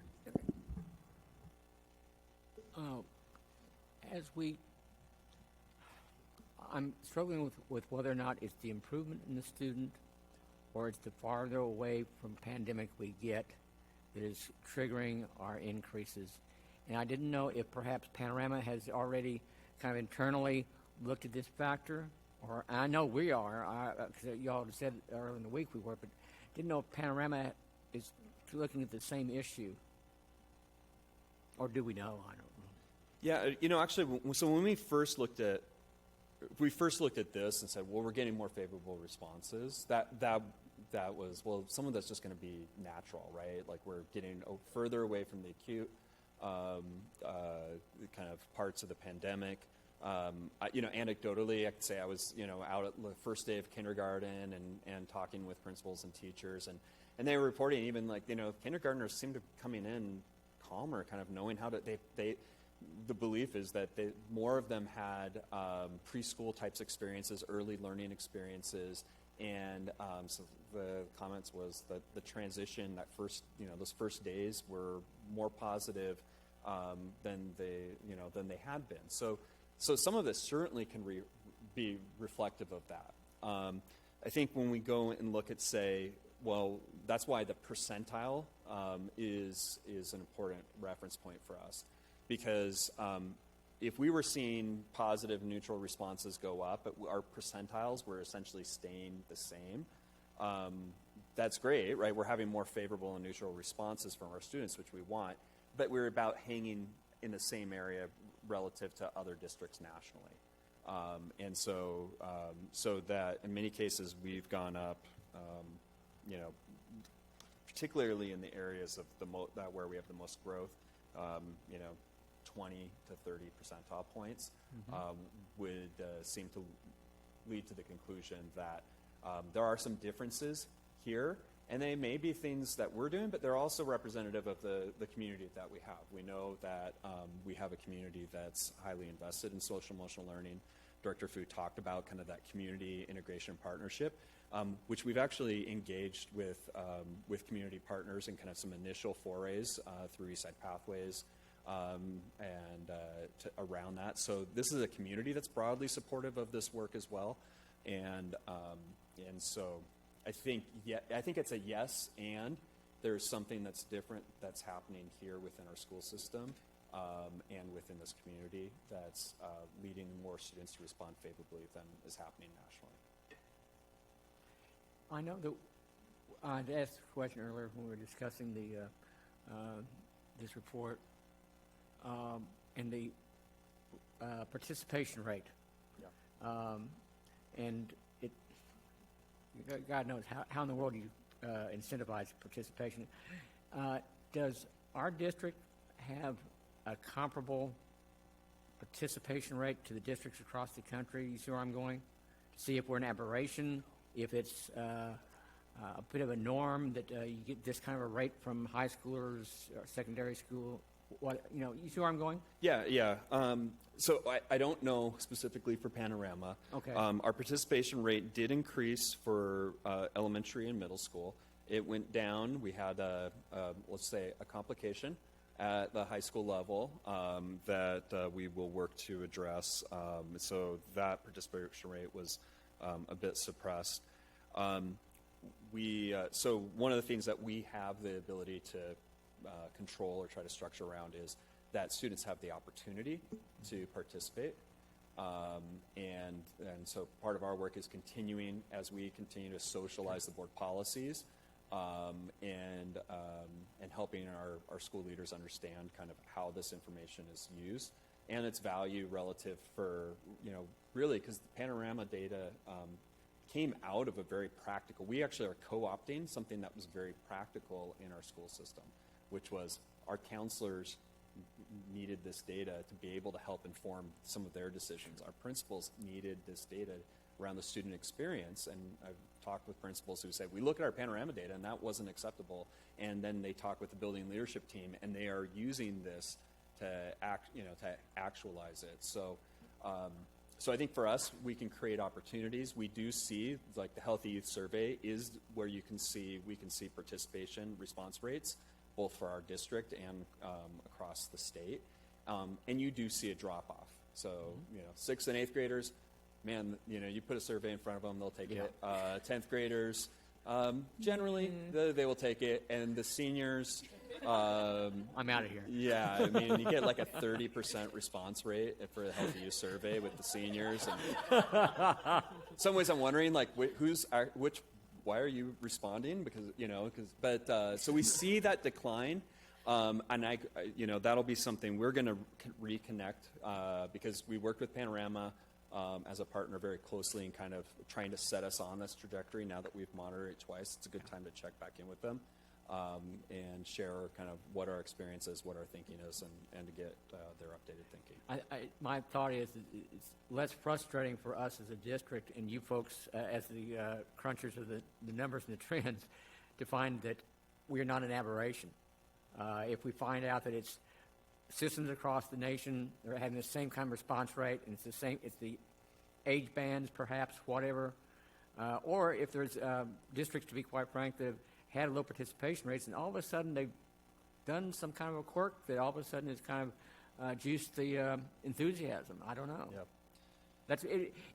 It's rather than trying to reinvent the wheel. Yeah, exactly. Okay. Director Bleasner. So, thank you. Appreciate the promising component that you were able to present with this. I also just have two things that I have a question on, is 3.5 and 3.6. If you read the full policy under the superintendent interpretation, it actually is broader than what we're measuring here. And I sort of appreciate your statement of we sort of chose these specific pieces.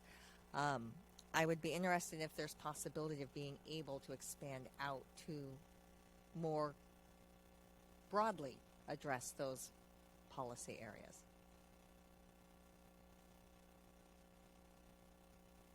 So is there a possibility? Yes, there's a possibility. And I think that's, so again, I will say, we started with, we landed on perception data in part because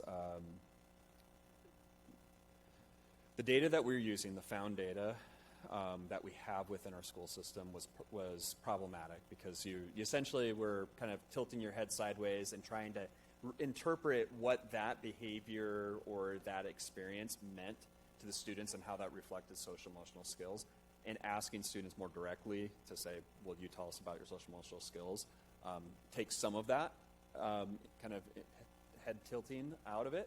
But as you can see with 3.3, I think we dig into that and we're still saying, does that tell us, does that mean what we think that it means, and what does this mean to our students? And so in that case, that's an example where going in and we're going to need to be intentional about engaging with our students to help have them help us interpret what that means.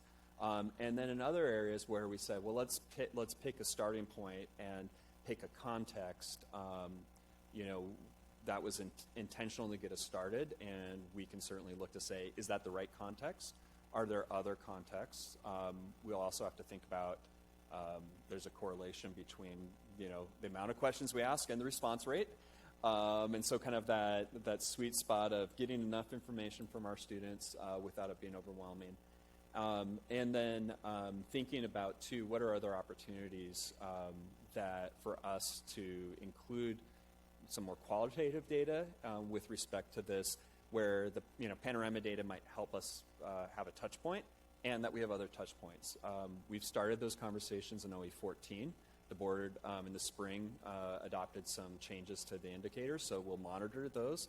We'll kind of get a sense of, does that, do some of those things where, like producing reports and videos and things that where students are going to share their experiences. Does that provide kind of a more kind of holistic representation, which then we could come back and say, let's do something similar with R3, or maybe it'll blow up in our face and it's not really, what satisfies the board interest. And so we'll know soon enough, because we're going to come back on October 2nd and monitor OE14. Well, good, because you just answered my second question, so that works out well. Thank you. Director Liliberty. What was your second question, if you could? It's about the student voice being incorporated. Okay, because I was going to offer that in the form of a comment.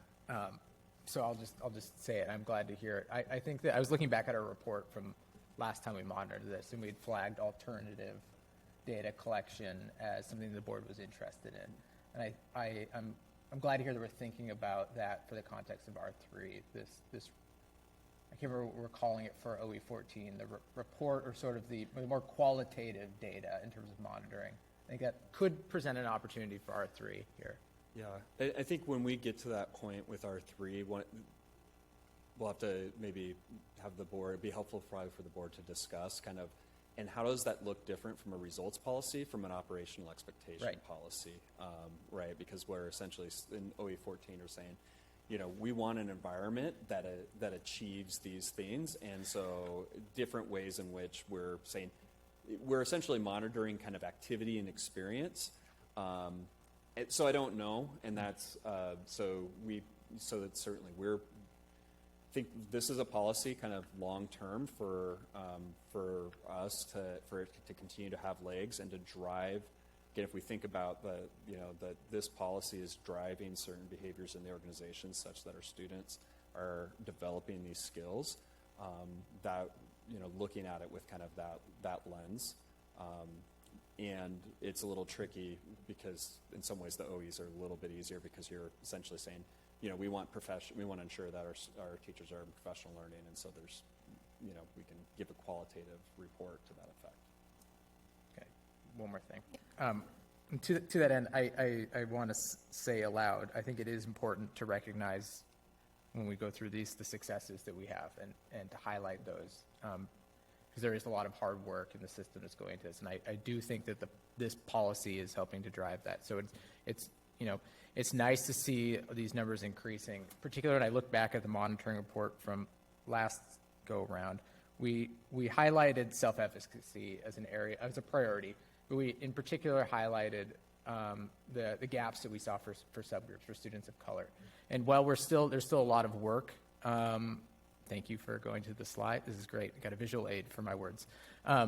So yes, exactly. And so while there's still a lot of work for a lot of these, we are seeing the gaps that we highlighted as priorities. We are seeing not yet trends, but promising data, and very, in particular for self-efficacy, very promising data. So I do want to highlight that and call that out as a success, and a very noteworthy success. Thank you. Director Guthrie. Yes, first, just a technical question. I know in the appendix there's the list of questions for each area. Are all of those questions considered in terms of coming up with the tables that we see for monitoring, or is it a subset of questions under there? Great question. So the way that Panorama, to get the national kind of norm, it is the entire question bank. And they're looking just at the favorable responses in there. And that also is a limitation, because you can see some of these questions are more closely aligned with, I think, what we're really asking, and others are less so. And that was something when we first kind of went through this, was a bit of the kind of the conundrum is how much we put on a single question item versus a question bank. How important is for us to be able to connect and say where are we at with respect nationally, which means we need to use the whole question, the question bank. So. Yeah, and just to comment too, I do want to call out, especially for Black students, the improvement. And actually, it's great to know that it's the whole question bank, because the questions that relate to social management are not just basically asking Black students about their ability to interact with with people of different ethnicities and races, but really about the environment. Yeah. How often do teachers? Sorry, that's not a good example. But like, how confident are you that students at your school can have honest conversations with each other about race? So that's really talking about not just my skills, but the whole environment. And so to see some of these gaps close really feels like there's a sort of a real change that our students, and especially our students of color, are feeling. And I do want to connect, though, to Director Bleasner's comment that the superintendent's interpretation is broader, not just race, but ability, identity, and so on. And it would be great to know, especially when we think about the work that we're doing around inclusion, and the hope that that's not just for special education students, but it's really creating the world that we want our kids to grow up in, where students or people with disabilities are embraced. I would love to know where we're at on that. Are we driving that change in the entire environment as we're seeing with race, or do we still have work to do? Yeah. No, thank you for pointing that out. And I think this is the cultural awareness and action was one that when we first started asking these questions, our students of color, particularly when you looked at kind of what they were seeing in the environment, were not particularly favorable.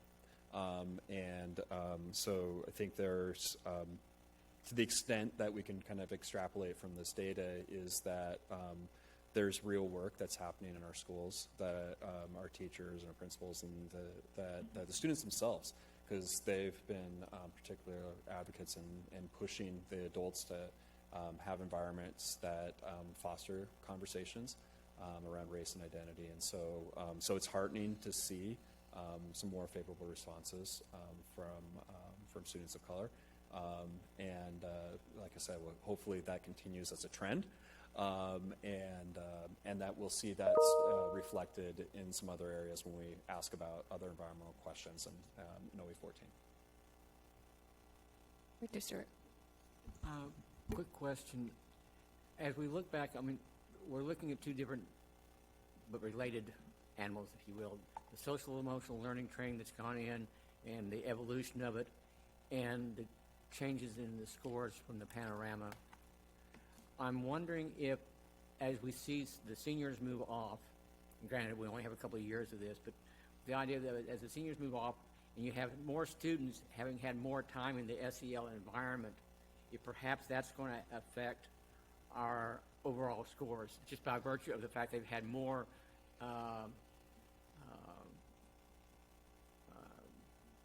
attention paid to those issues, more, I'm blanking on the word, sorry, it's 9, but just the idea that they've had more involvement with it, that perhaps that's proof that our SEL work is perhaps working even more so than we see. Yeah, and I think on that, so there recently was Yale had gone out and done a new meta-analysis of social emotional learning for school-based social emotional learning, because the previous one I think was dated back to like 2007 or something. And so one of the things that they found is that when we looked at that self-awareness and self-management are really prerequisite skills to accessing the other skills. And so when we look at those areas where we have been really intentional, and that we're seeing, those are probably kind of the two domains that we're the strongest in, give us a nice jumping off point to continue to help develop and support students in the other domains. Darren? I think back to Director Stewart's point about juniors and seniors maybe not engaging as much. I think a part of it is just the social culture in those two grades in particular of not necessarily wanting to participate in these type of surveys because their thinking is, oh, I'm already done, I'm just trying to move on. So then your bias you end up getting in those junior senior responses is going to provide you a very skewed data set as you don't have a ton of different perspectives given. I had senior honors very high. So in my years, senior honors sitting in my sophomore year. So Thank you. Director Wiesner. Thanks. So the only other piece I had was, and you sort of alluded to it at one point, but it was that as the social emotional learning and sort of what we have here, how will that play into the high school experience sort of task force that's going on? Because I see these overlapping in some ways, and I could see benefit by having that play out there too. Yeah, so I think we have an awareness that there's that interrelationship. Structurally, we haven't quite worked out of the, okay, so I'm going to go over here and ask this question and then connect with this group and kind of that complete interplay. But, we saw last year when the start time changes, a number of the high school student responses expressed some concerns around kind of, their time commitments. And so that'll be something as we look about kind of what's the high school experience, high school day, to dig into. I definitely see, particularly with respect to self-efficacy, some connection to that, and curious around really as to what extent does our student responses reflect the kind of the competing demands that they have versus their self-capacity, and it may or may not be, but so that would be one interplay with that. And then, I think then looking at kind of the social engagement is another area. Now that question bank is particular to kind of unique perspective taking with respect to an adult, but that's another area where there's probably a strong connection with thinking about kind of what does that experience look like and how our students engage with each other. So, Director Guthrie. So one of the student groups that I don't see here is highly capable students, and I know that there's some gaps, especially around self-efficacy with that group. I'd really be curious to dig into that a little bit more. Is it just that we're telling this group of students that literally they are capable? But also I know that a large component of that program really is social emotional and the unique social emotional needs of gifted students. So it could also be a case where we've got a group of teachers who are doing that very effectively with a group that can have some challenges in that area and potential learnings across the district. Yeah, thank you. Yes, yes. So highly capable. There's additional data sets that we can dig into behind these, and so and we see some different on the basis of identified as being highly capable, different responses. Last comment, Shivani. Okay, I'm sorry if I stole this from someone, but okay, so you talked about how you think there definitely is, but how self-efficacy has reporting bias, and I was wondering, do you think there's reporting bias based on like race or ethnicity? Because I noticed that a lot of groups of students that are responding lower, especially for 9th and 12th grade and then 6th through 8th grade, are typically from marginalized backgrounds. And I've also noticed that there's kind of similarities between the percentile increase in self-efficacy and also self-management. And I'm wondering if self-efficacy, the increase also has something to do with the equity policies where students are feeling more comfortable enough, and then because of that, they're feeling more capable. I was just wondering if you kind of like considered that correlation, or if there's something that you can do to monitor that for OE14 as well. Yeah, well, so I think you're pointing out kind of like the wide variability of reasons, and it could be a variety of factors, right? So we know that we have made work to have some intentional changes in instructional practices and classroom environment, grading practices, so that students hopefully are seeing their assessment more accurately reflecting what they're doing versus compared to other sorts of behavioral sorts of things, and opportunities for kind of continued learning, right? Kind of that you can make up work and continue to progress, and so those could be things. So it could be instructional factors that are at play.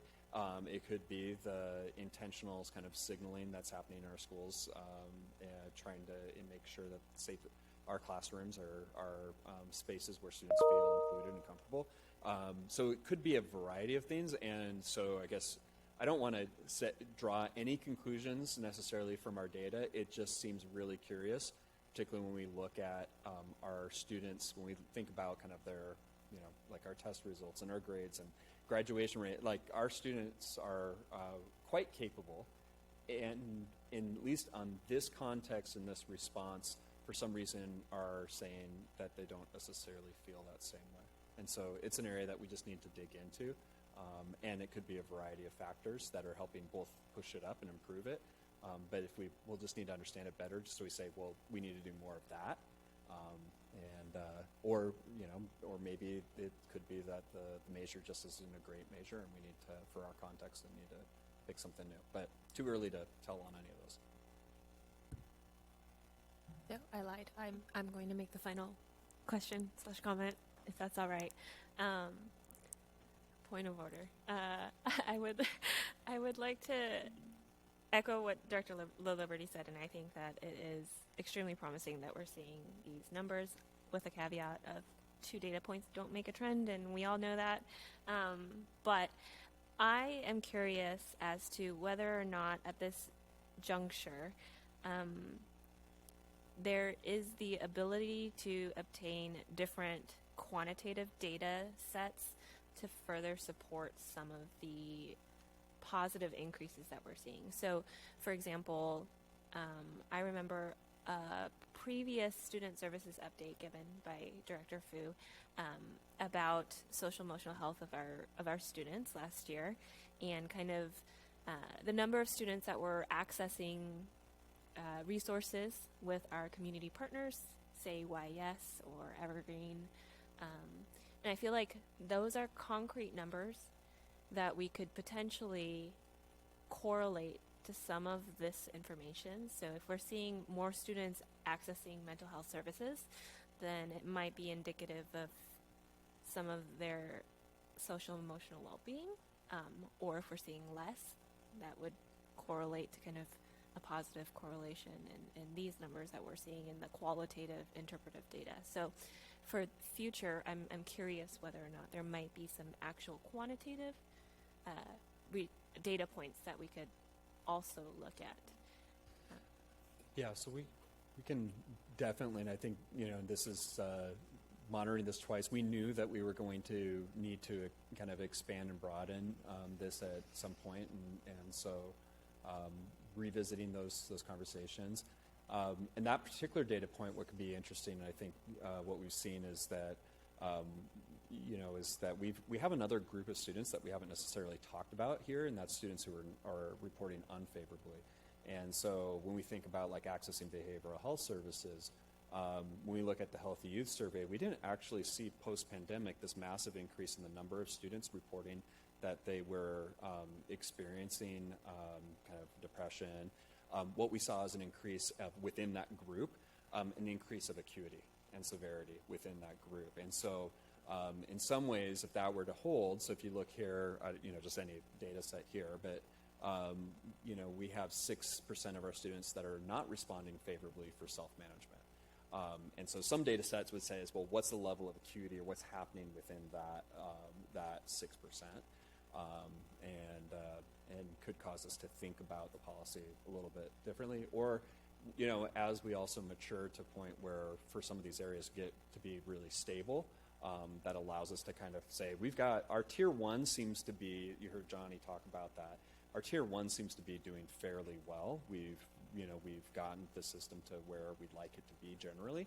Now what do we need to do to be able to dig in so that all students are able to benefit and thrive in our school systems? Awesome. Thank you. Hearing no more questions, thank you, Dr. Holman, for the overview and the clarification. Now it is the board's responsibility to consider this report as evidence of the district's performance in this area of operation. A reminder of the criteria that we have agreed to. 1 is that the superintendent interpretation of the current policy as written is reasonable, and 2, that the superintendent has provided evidence to assure the board that the organization is in compliance with the provisions of the policy. So I will now entertain a motion to accept and approve the monitoring report as in compliance with noted exceptions as presented. Great. I didn't say all those words. So moved. Second, with an amendment that it's reasonable progress with noted exceptions. That's how I heard the motion, so yes. I think that's the official yes phrase. Thank you, Director Bleasner. It has been moved by Director Liberty and seconded by Director Bleasner with the amendment that the board is approving the monitoring report as reasonable progress with noted exceptions. All those in favor, please signify by voting aye. Actually, if I can just have discussion quickly before we move on to voting. Yes. Thank you. So I just want to take the chance. We don't often have the opportunity, but so I'm in support that this is reasonable progress. Did a fabulous job of sort of presenting the program first, as well as then providing sort of some clear data that's driving it. So excellent work in that way, and I think that's a commendation we really need to call out as we write our summary. The other piece is I do think some of those indicators need to be addressed that we spoke about, that the superintendent interpretation is a little broader, but those indicators, especially in 3.5 and 3.6 are the two I think of. There might be others. But that, as we define them now, which makes perfect sense, there's no reason to question that. But I think that's work for the year upcoming that we want to be looking at and going forward. Thank you. Any other points of discussion? Hearing none, all those in favor, please signify by voting aye. Aye. Aye. All those opposed? Hearing none, the motion carries. The board commends the superintendent and his team on this very important achievement. So, I actually will propose that we take a 2-minute recess to allow our students, if they need to, give them an opportunity to exit. So we will be back in 2 minutes. Thank you. At 9:10. All right. Thank you, everyone. The next item on our agenda is a WASDA legislative prioritization update. Dr. Holman.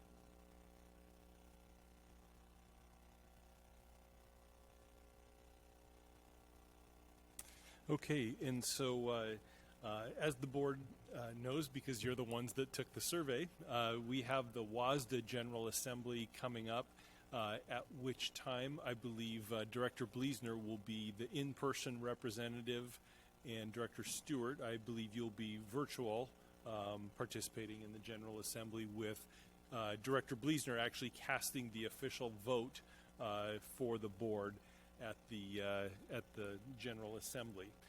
This is the point in time where WASDA really does narrow in on their priorities. And so there are 48 proposals that are under consideration that the board voted on to either recommend pass, do not pass, or unsure for any given item. The board voted unanimously on 13 of the items, 4-1 on 23 of the items, and then there were essentially 5 remaining. 3-way splits were 4, and multiple unsure votes on 1. And so what we thought tonight would be beneficial is just to bring those 5 areas forward, so that if there's any additional discussion for Director Bleasner as she's voting and Director Stewart as he's participating around those items, there's still 3 votes in a single category to provide the kind of impetus for a vote. But I think this is an opportunity, if there's multiple unsures, to have a conversation, and if there's any change or anything like that to the board's position, we can inform Director Bleasner of that this evening. And so I'll kind of walk through these, and if there's no additional discussion, there's no need to further discuss it. So the first one, this had 3 do not pass, 1 person voted to pass, and 1 person voted unsure. And so this is in regards to item number 1, the bylaws article, meeting of WASDA, Section 2E and Section 3. And the current statement, as you can see, Section 2 General Assembly is as it reads there. Then there's a clean proposed amendment to the statement that essentially states every delegate shall have 1 vote. And so there's 3 individuals that voted do not pass. And so 1 pass, 1 unsure. I didn't know if there's any additional discussion around that topic tonight. Director Bleasner.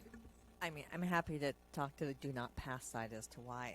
So currently, that you have the option that every school board has one vote all the time. That's how we start, and then you can call for a weighted vote. And so, like Washington, based on our population, we get so many votes for that. I believe it's like 14 is what ours is counted for, and it's based on your population of students. And so, it's not used very often, because in order to do so, you have to have 5 districts who also agree to do so. But it does allow for the fact that we as a school, our school district represents a significantly large proportion of our students within the state. Just for example, at least half of our school districts are less than 2,000 kids, whereas we have 30,000. So it does allow for, when there's a larger piece around this, to be able to do the weighted vote. It's not used very often, but I think it's an important thing to have to allow for when larger groups of students are impacted. Anybody else have Director Stewart? Totally concur. It's the nature of the beast. I mean, the fact that we are the size we are, these issues will have more impact on more students. I mean, when you've got districts that have less students in the entire district than we have in one high school, and it's understandable. I came from a small town myself, but still, it's the idea that the weighted votes, I think, are very important. No other comments? Great. The next item is item number 7, titled Artificial Intelligence Technology. This is a new proposed statement being brought forward this year. 3 votes to pass and 2 unsure. And so this really, just given the nature of generative AI coming forward and really being something our schools have had to respond to, but also seeing it as really an innovative tool that we know is going to be present, and so having language around how that's incorporated. So any additional comments around this for Director Bleasner and Director Stewart? Tehran? I have more of a question. Is there anything in this proposal that relates to implementing AI training and AI courses into high schools and how to use AI correctly without violating plagiarism or copyright rules, and not specifically just saying the tool is unuseful or should not be used because it's something that's new? And I'll hint at an example from, I think, around 30 years ago now, when the World Wide Web was just introduced, and it was a search tool that was replacing textbooks and things like that as a general source of information. So is there any policy in this statement that relates to that, or in the whole policy, I guess? I think I can answer that.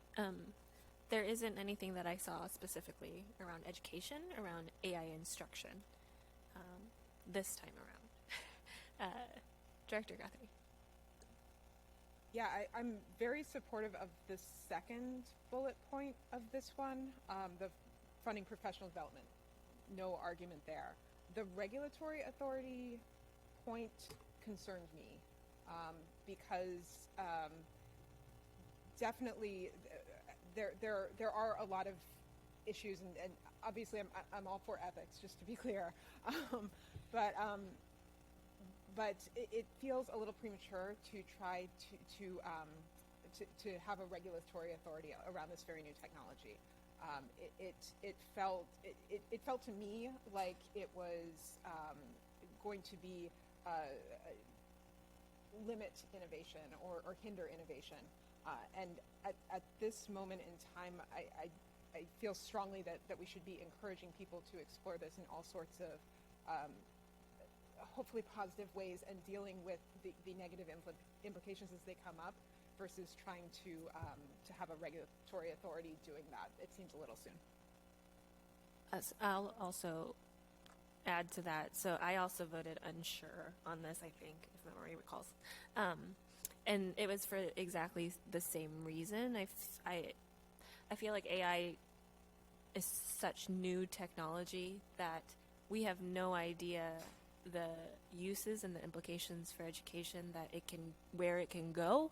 And so I would hate to put a fence around it before we've even begun to explore what we can actually do with it. I get the importance of trying to make sure the ethical implications and the moral responsibility, but this feels a little bit too prescriptive based off of what we know about current technology and not future technology. So I believe at this General Assembly, I've never been, but I believe there's a new practice where you can offer an amendment. It And goes back to the so, old practice. so then I wonder, given that, is there amendment language we would offer? And maybe that's either tonight here or that's prior to is it on the 25th? Is that when General Assembly is? Okay. So that we could come as a district prepared with language to offer, because we do support this as an innovative approach. Director Stewart. I like the idea of the amendment. I like bringing in the educational aspect of it to inform how to use it and how to use it properly. I like the fact that they are looking at the issue of regulation from this perspective only, not to put the gates up in front of it. But I've watched other technologies over the years come around, and the regulatory lag so far behind it, it never really quite catches up to the concepts they're getting to. And so I'd like to be able to have them at least stay abreast of the situation, as opposed to playing catch up 5 years down the road, or even a year down the road, the way things are moving so fast. Director Gleason. So as looking at that impossible amendment, if I understood you correctly, the second bullet you agree with. That's something that the professional development component is in agreement by everybody. Would having any type of regulation that just does the top without the including piece of listing everything below it?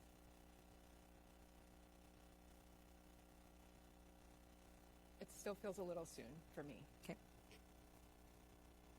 So it sounds like let's try to draft some amendment that is a little more broad, that allows for that component of exploration. That's a and good question. Are you opposed to the sub-bullets? For me, yes.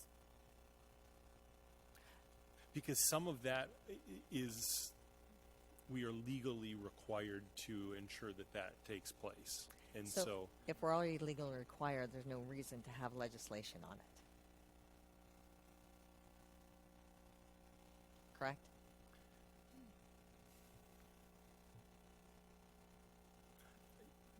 So we could argue that the amendment is to scratch the whole first bullet and sub-bullets. And so would, because this is about legislation, correct? Right.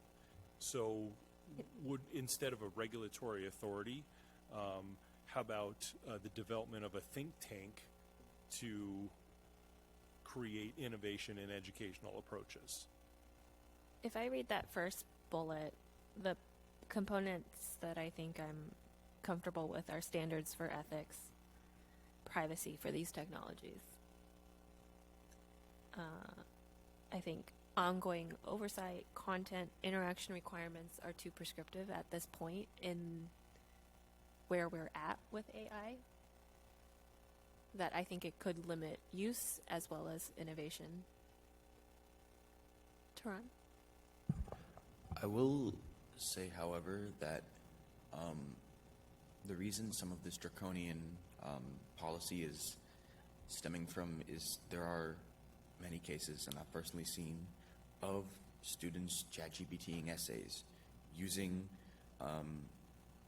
different forms of AI to create art and pass it off as their own. Same thing for math. And oftentimes these students are caught cheating because they don't adopt the AI to their own I guess, type of reasoning, depending on the project. So I think there's a lot of intuition that is, or that can be used to detect if someone is using AI, especially with all the different GPT detectors. But I do think that more like punishment is needed if someone is caught. And it's really a case-by-case scenario, because if someone is using it for good. Like, I'll give an example. Today, I used Bing AI to explain how the City of Kirkland UDZP permitting process works, and it gave me a very simple explanation with the linkage back to the sources. So I think there's good and bad. If you could share that with us, that'd be great. I'm kidding. Director Stewart. If we looked at an amendment that called for exploration and monitoring of the evolution of the technology and the uses and abuses before they explored the regulations. But I mean, basically using this time to research and learn. And with the idea of, okay, as we learn more, where have the abuses been? Where have the positives been? And how can we direct both of those to the best use of the technology? Maybe I'm trying to make it too complicated. I don't know. It's the idea of you want to monitor it. You don't want to have the regulators be behind the ball. But at the same time, you want to allow everyone to explore the technology to see where it can actually go and how well it can be used. I hark back to people going back and finding out-of-date encyclopedias and copying them from 1963, to be quite frank, 1973, and then putting it into context for a later publication because no one can find the old damn encyclopedias that are out of print. Not that I ever did that. No.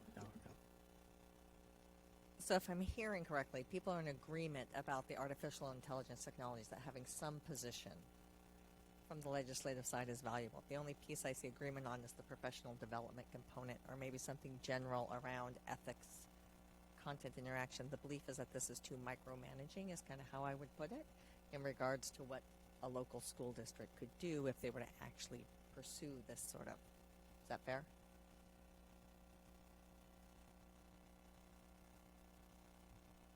Yeah, it seems like we should probably be having this conversation at the Lake Washington School District level. I don't think I don't know that any legislation that would be put in place right now would make any sense. And this, I work with this technology a lot in my day job, and there's a lot of misconceptions and negative energy around it, and I feel that in this language. That's really hard to articulate, but it's written in a way that feels very much like we want to restrict this. It's playing to the fears, is what you're saying. Yeah. I mean, even in that second bullet, which I 99% agree with, but how to recognize and counteract the inherent biases and issues that exist within this technology. And some of it, frankly, doesn't make sense from a technical perspective. You cannot, full disclosure of source data and content used, I mean, it's the entire internet as of 2021. It does not make sense technically, and I really worry that that we're just, yes, we don't want to be way behind the ball, but this is like we're trying to regulate like before the technology's before we've even understood what it can do and what it's capable of. Director Blazer, do you have what you need? Yes. Okay. We'd either offer amendment, and if not, it sounds like it would go to a do not pass at this point. I believe so. Okay. If the amendment did not. If an amendment that we put forward didn't align. So that changes the board's position from 3 pass, 1 do not pass, 1 unsure, to the board is now saying do not pass if this is the unamended version.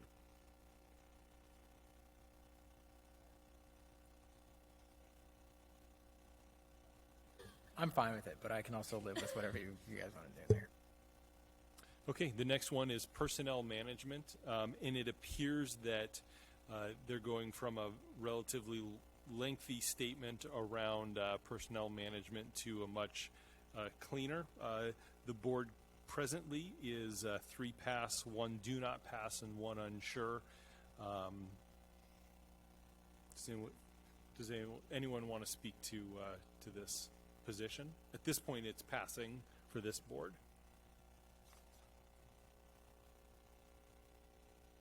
Director Guthrie? Yeah, I don't feel super strongly. I'm fine passing this. I just did want to call out the sort of the discussion around this one. Said that basically I think the bullets that are being removed are just sort of standard practice, and especially the bullet ensures that all those involved in the personnel selection have the recruiting and interviewing skills necessary, especially when it comes to recruiting and interviewing diverse people from diverse or non-traditional backgrounds. Again, I'm bringing a little of my day job into this. I do a lot of work around hiring, and that's. I would not assume that everybody has those skills to really bring in non-traditional, to look for candidates in non-traditional places. But I'm not really. I don't feel super strongly about that, and I am fine with this passing as written. Director Stewart? To that point, then, perhaps keeping the information about, or keeping the issue alive of the encouraging professional development, so they can address the situation that you're talking about, the idea that if people aren't there yet, you want to get them there. See where I'm going? And so maybe we should have a component of professional development left in the final version. That make sense?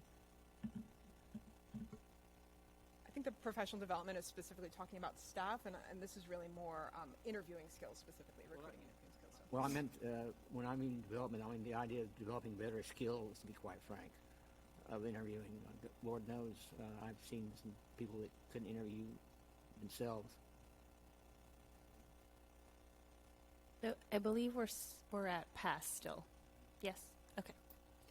The only thing I would offer is the bullet point under the clean amendment. It states and reflect the diversity of the school and community population. I would offer that regardless of the school and community population, that having diverse individuals from a variety of forms of identity is actually beneficial for the student body and population. And so Then to me, it's a miss on their part to have, because what it's saying is it's okay if our schools aren't diverse, if our community's not diverse. And I guess I disagree with that. I think children benefit from having unique perspectives. For an amendment of taking out, just ending it at reflect diversity, period. highly qualified and diverse. Yeah, period. I'm sorry. Yeah. But I meant not the rest of it. Yeah, I'm in agreement with that. But if Good the amendment does not pass, are we still voting on pass? Yes. Next. And Barbara, we may want your opinion on this one. This is a lengthy one. It's 2 slides long to actually get the current and the proposed. And just want to also recognize Caitlin Cox did the lion's share of the work around the survey, and she put this slide deck together for us. She wrote a rationale, or provided the rationale for this change. It says the K-12 Basic Ed Compensation Advisory Committee was tasked with reviewing the regionalization data and mitigate boundary effects of regionalization and policies. Adjusting from 6% to 2% ensures that WASDA's position is aligned with the K-12 Basic Ed Compensation Advisory Committee recommendations. And so it is my understanding from the ongoing work around the compensation committee was that there was some pretty significant concerns with regionalization shifting from 6% to 2%. And that's the primary change in this, is that they're supporting aligned regionalization with rebase committee recommendations. That's the very last bullet on there. So Yeah, there were districts that, because of the change, you know, some were 6%. It was I just got to get this back in my mind how it worked. I think there were concerns around some districts, again, would gain state funds and others would remain at zero. We were one of those districts that there would be zero impact, where a lot of additional state funding would be going to those districts to smooth out the regionalization. And as you know, it did not, pass the legislation the last time. So that's, yeah, so as I'm reading this proposal, that's what they're suggesting to align it. And so is the question, Well, should we be... one of the things that we talked about last year was the, compensation committee's recommendations seemed overreaching. Yes. And impactful, maybe not to us, but to Yeah, it was a number of our Puget Sound ESD school districts who are going to be And I- substantially impacted Right. by this. And I think part of the proposal was reducing, increasing state funds for some and reducing state funds for others. And so, again, there was impacts, differing impacts to different districts. And so I think that was the challenge. And it didn't seem that it was necessary, and it also kind of widened, the gap, the have and the have-not gap. So I would need to do some more research again to refresh my memory on the specific details. But I think that the proposal had its challenges, let's just say that. And so right now, the board was 3 pass, 1 do not pass, and 1 unsure. And so there already was someone who didn't feel it's a proposal that should move forward. Judging from Barbara's response, perhaps we need to be looking at an amendment to this then. Or am I misunderstanding what you were saying, Barbara? And I think the challenge is they are wrapping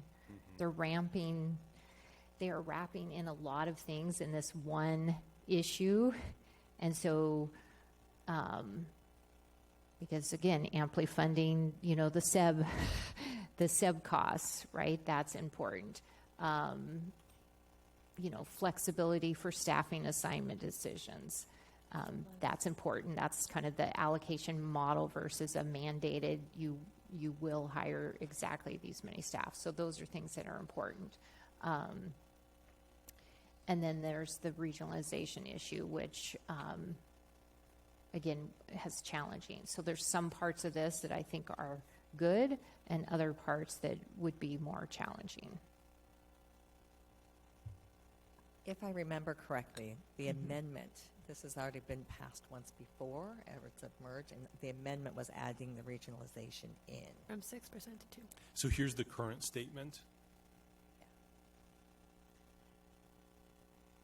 Then it's So it's the specific change that you're voting on as to whether or not to approve it, because I can't otherwise see that the position's change. already there. so this is the current statement would be maintained if the Well, I think Right. it's, the difference is the third bullet is 2%. If you go back, John. Yep. The fourth bullet is ensure there's the factors no greater than 6%. So that's the change. They also added the last bullet point, sorry. correct. And then they added the last bullet point. Okay, if it were 6% versus 2%, what would that mean for our district? Nothing? Okay, I don't. Then Siri has authority to do as she pleases. Then I have to admit I would recommend it not get passed, because I think it's problematic in its approach. You can't just remove funding that we are basing budgets off of, especially not at this time. So I think it's better that it remains where it is than we add that component in. I just didn't quite understand the whole report piece. I wasn't clear on that. Which piece? The report that they reference in the second one, I believe, that came up with the change. that said these are our recommendations. It seems like they're stacking the deck. With rebase committee recommendations. Align regionalization with rebase committee recommendations. So I went and read that report and was like, yeah, I don't think that's a good recommendation. So I believe we're changing Yeah, our I- vote to no on Okay. this. I'm convinced. Next. The last one, currently the board has voted 3 pass, 1 do not pass, and 1 unsure for equitable funding for regionalization and staff mix. This is I believe it's new altogether.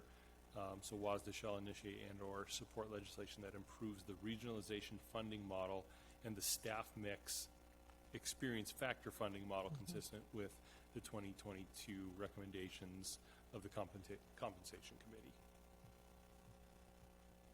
I feel like it's the same thing we just discussed. So, no?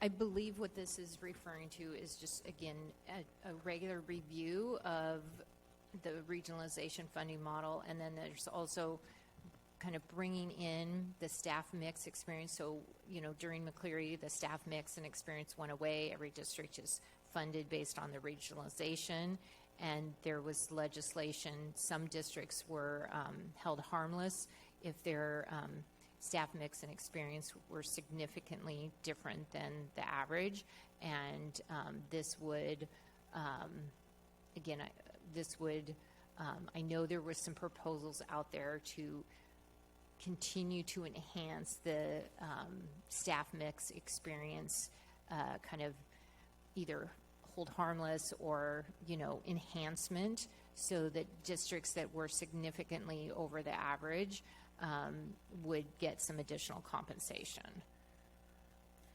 So go ahead. So would we have a recommendation for the board on this? For me, think- having anything that's recommending the compensation committee's recommendations Is problematic. is problematic. Yeah.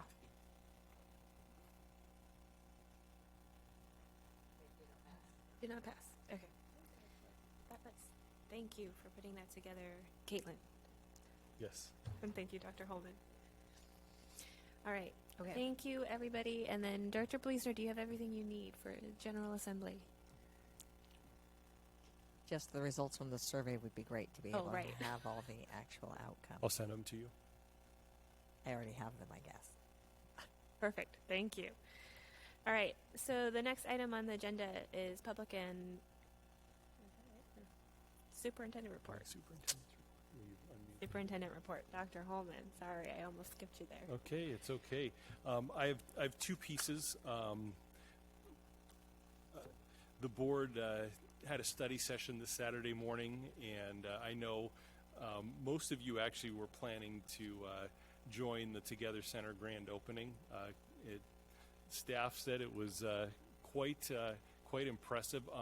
On the middle, you can see ribbons that are kind of draping down. Rather than doing a ribbon cutting that was horizontal, they did a vertical, and so they had multiple, and so then the ribbons actually were able to kind of flow in the wind, and staff said that was pretty cool. And so you can see on the upper left-hand corner some of the ribbons there.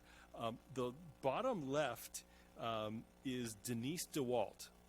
She's a counselor at Twain, and you can see there she came to the event with her suitcase and gear and tote, and she was tying balloons for kids at the Together Center, and so that was pretty cool. On the far right, you can see 2 of our directors of special education, Natalie Paulin and Craig Mott, and so many people were there, and I hear it was quite an event that we missed, and so appreciate staff going and representing the school district, and for just celebrating that event in the opening of the Together Center.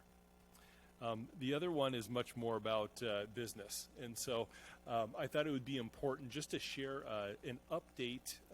So for every monitoring report that the board receives, there's an internal process that has to take place in order for us to just get a monitoring report to the board.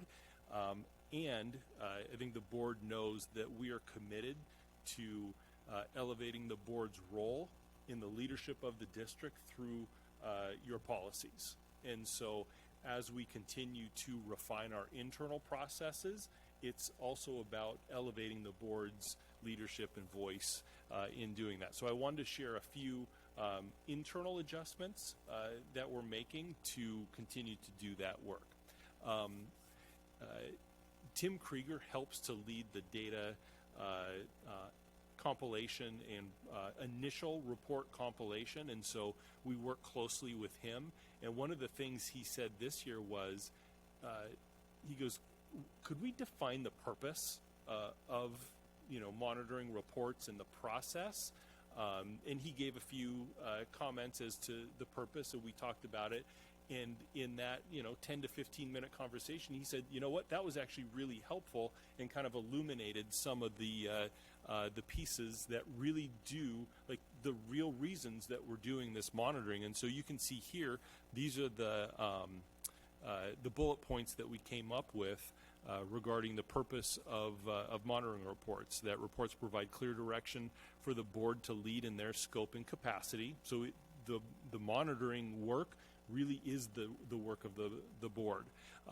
Reports ensure that executive staff support the board's governance of the school district. The reports provide information for transparency and accountability to the public. Reports provide coherence across departments to align work and goals. I think you heard that very clearly tonight with student services. That was a great example of that. Reports ensure consistency and clarity across years for regular operations and results monitoring. So I think about transition planning. This work is really establishing for years to come so that, new people to this work can see the journey that we've been on. And reports ensure operational consistency for staff as there's turnover. And so that's kind of where we landed in terms of kind of a stated purpose of these reports. And so as we're doing this work, we're leading with purpose around the work that we're doing.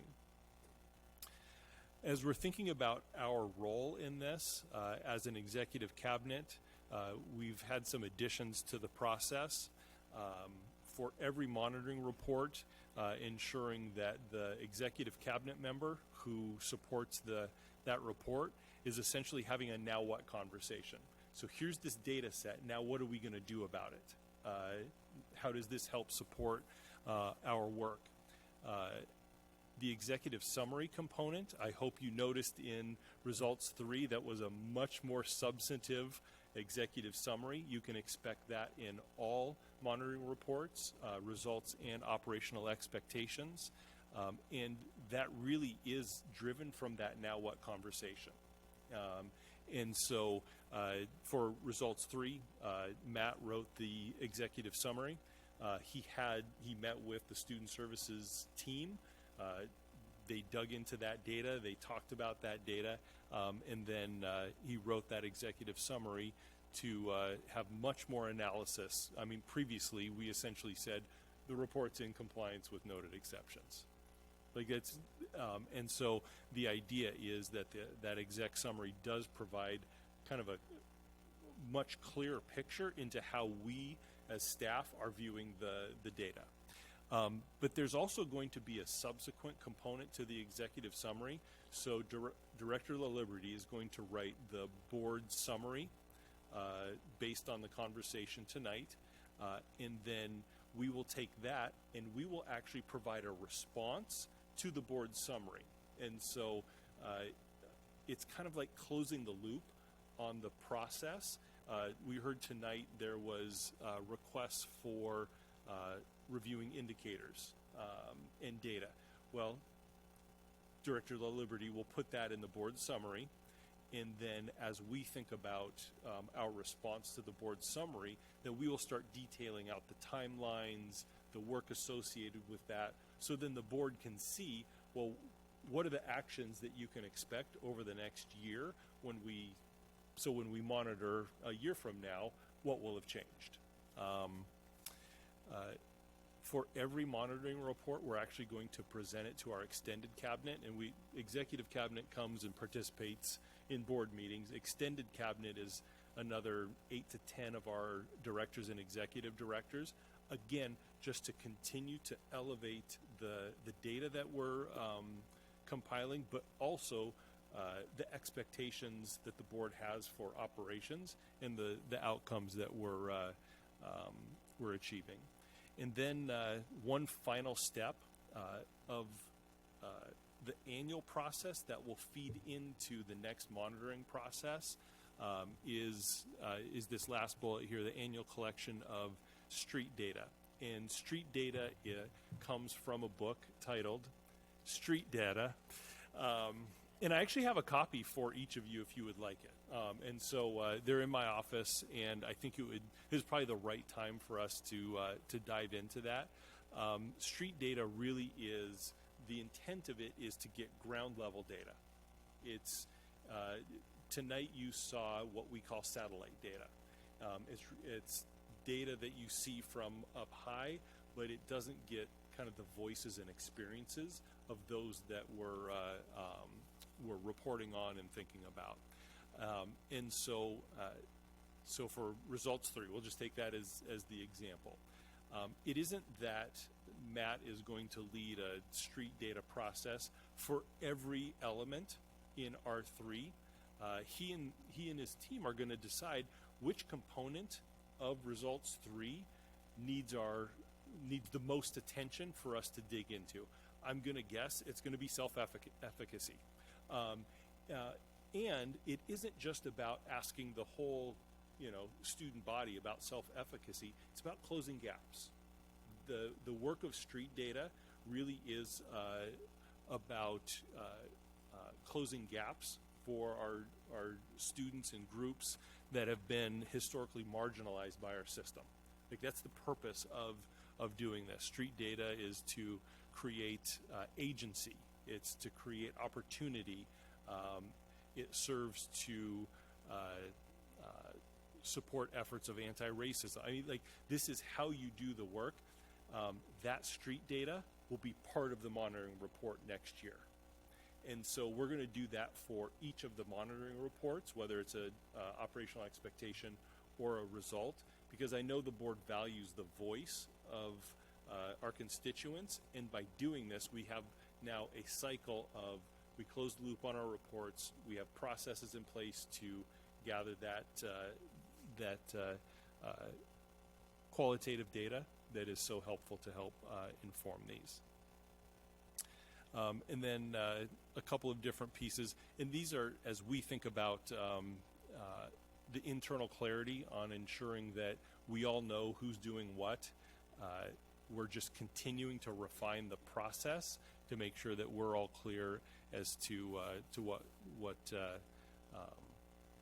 who's on first and what's on second. And the other piece is, as we build out timelines for our reports, making sure that we plan for any changes with a first reading and a second reading, knowing that there's times we may bring policy to the board or changes to the board that would be adopted in the moment, as opposed to a first and second reading, but always planning for that first and second reading as we go through that.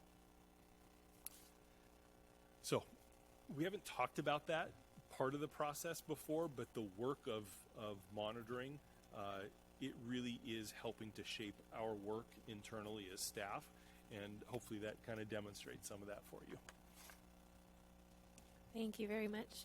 Director Liberty has a question for you. Not a question, it's a comment, or something a consideration. One of your first few slides where you talked about this process you're proposing, I'm wondering if we want to embed that in the board superintendent relationship policies that we have, because those policies are about the accountability and how it feeds back in. I was looking at BSR 5, and we don't really have a lot there right now. So it's just maybe something to think about if this is going to be the practice and policy, to have that, to make an amendment to that policy to have that embedded in there. Anyone else? I like the idea of going to the boots on the ground level, because 50,000 foot level just loses too much, and it doesn't mean anything to the people that are on the ground. I think also that it has an impact on. The next item on our agenda is Public and Community Affairs.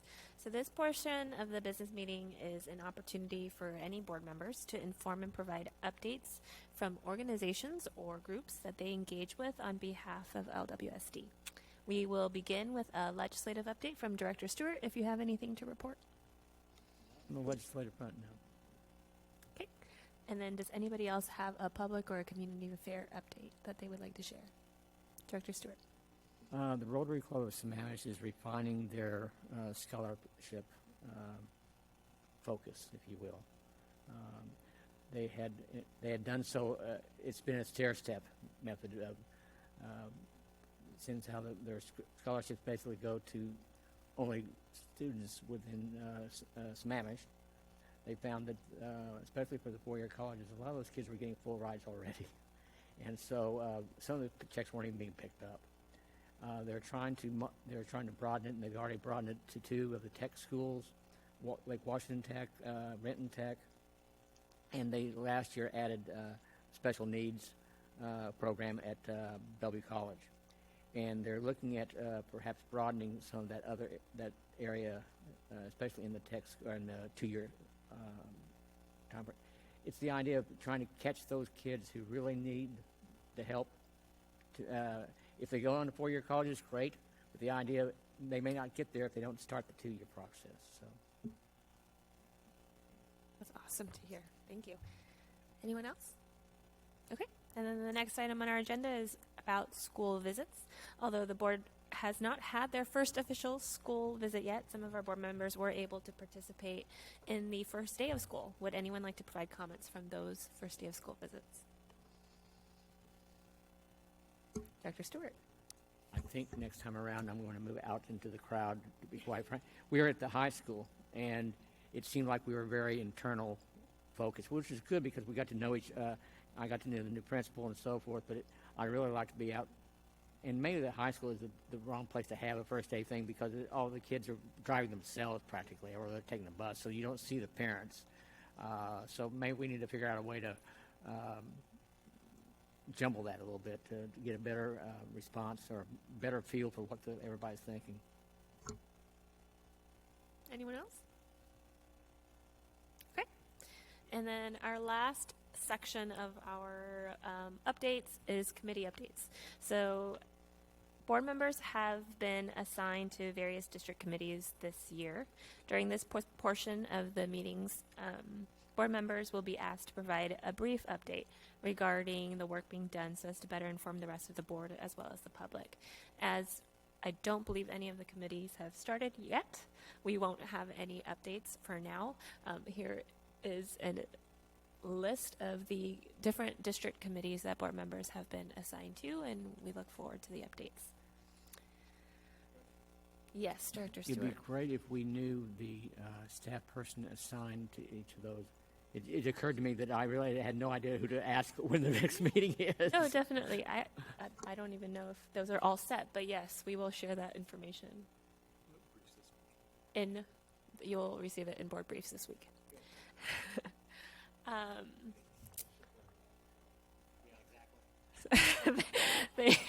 So the board will plan to meet at our next board meeting on October 2nd with a study session at 5 p.m. and the board meeting at 7. I will now entertain a motion to adjourn the September 11th, 2023 board meeting. So moved. Second. It has been moved by Director Bleasner and seconded by Director Stewart that we adjourn. All those in favor, please signify by voting aye. Aye. Aye. Here, all those opposed, hearing none, motion carries. The meeting is adjourned at 10:01.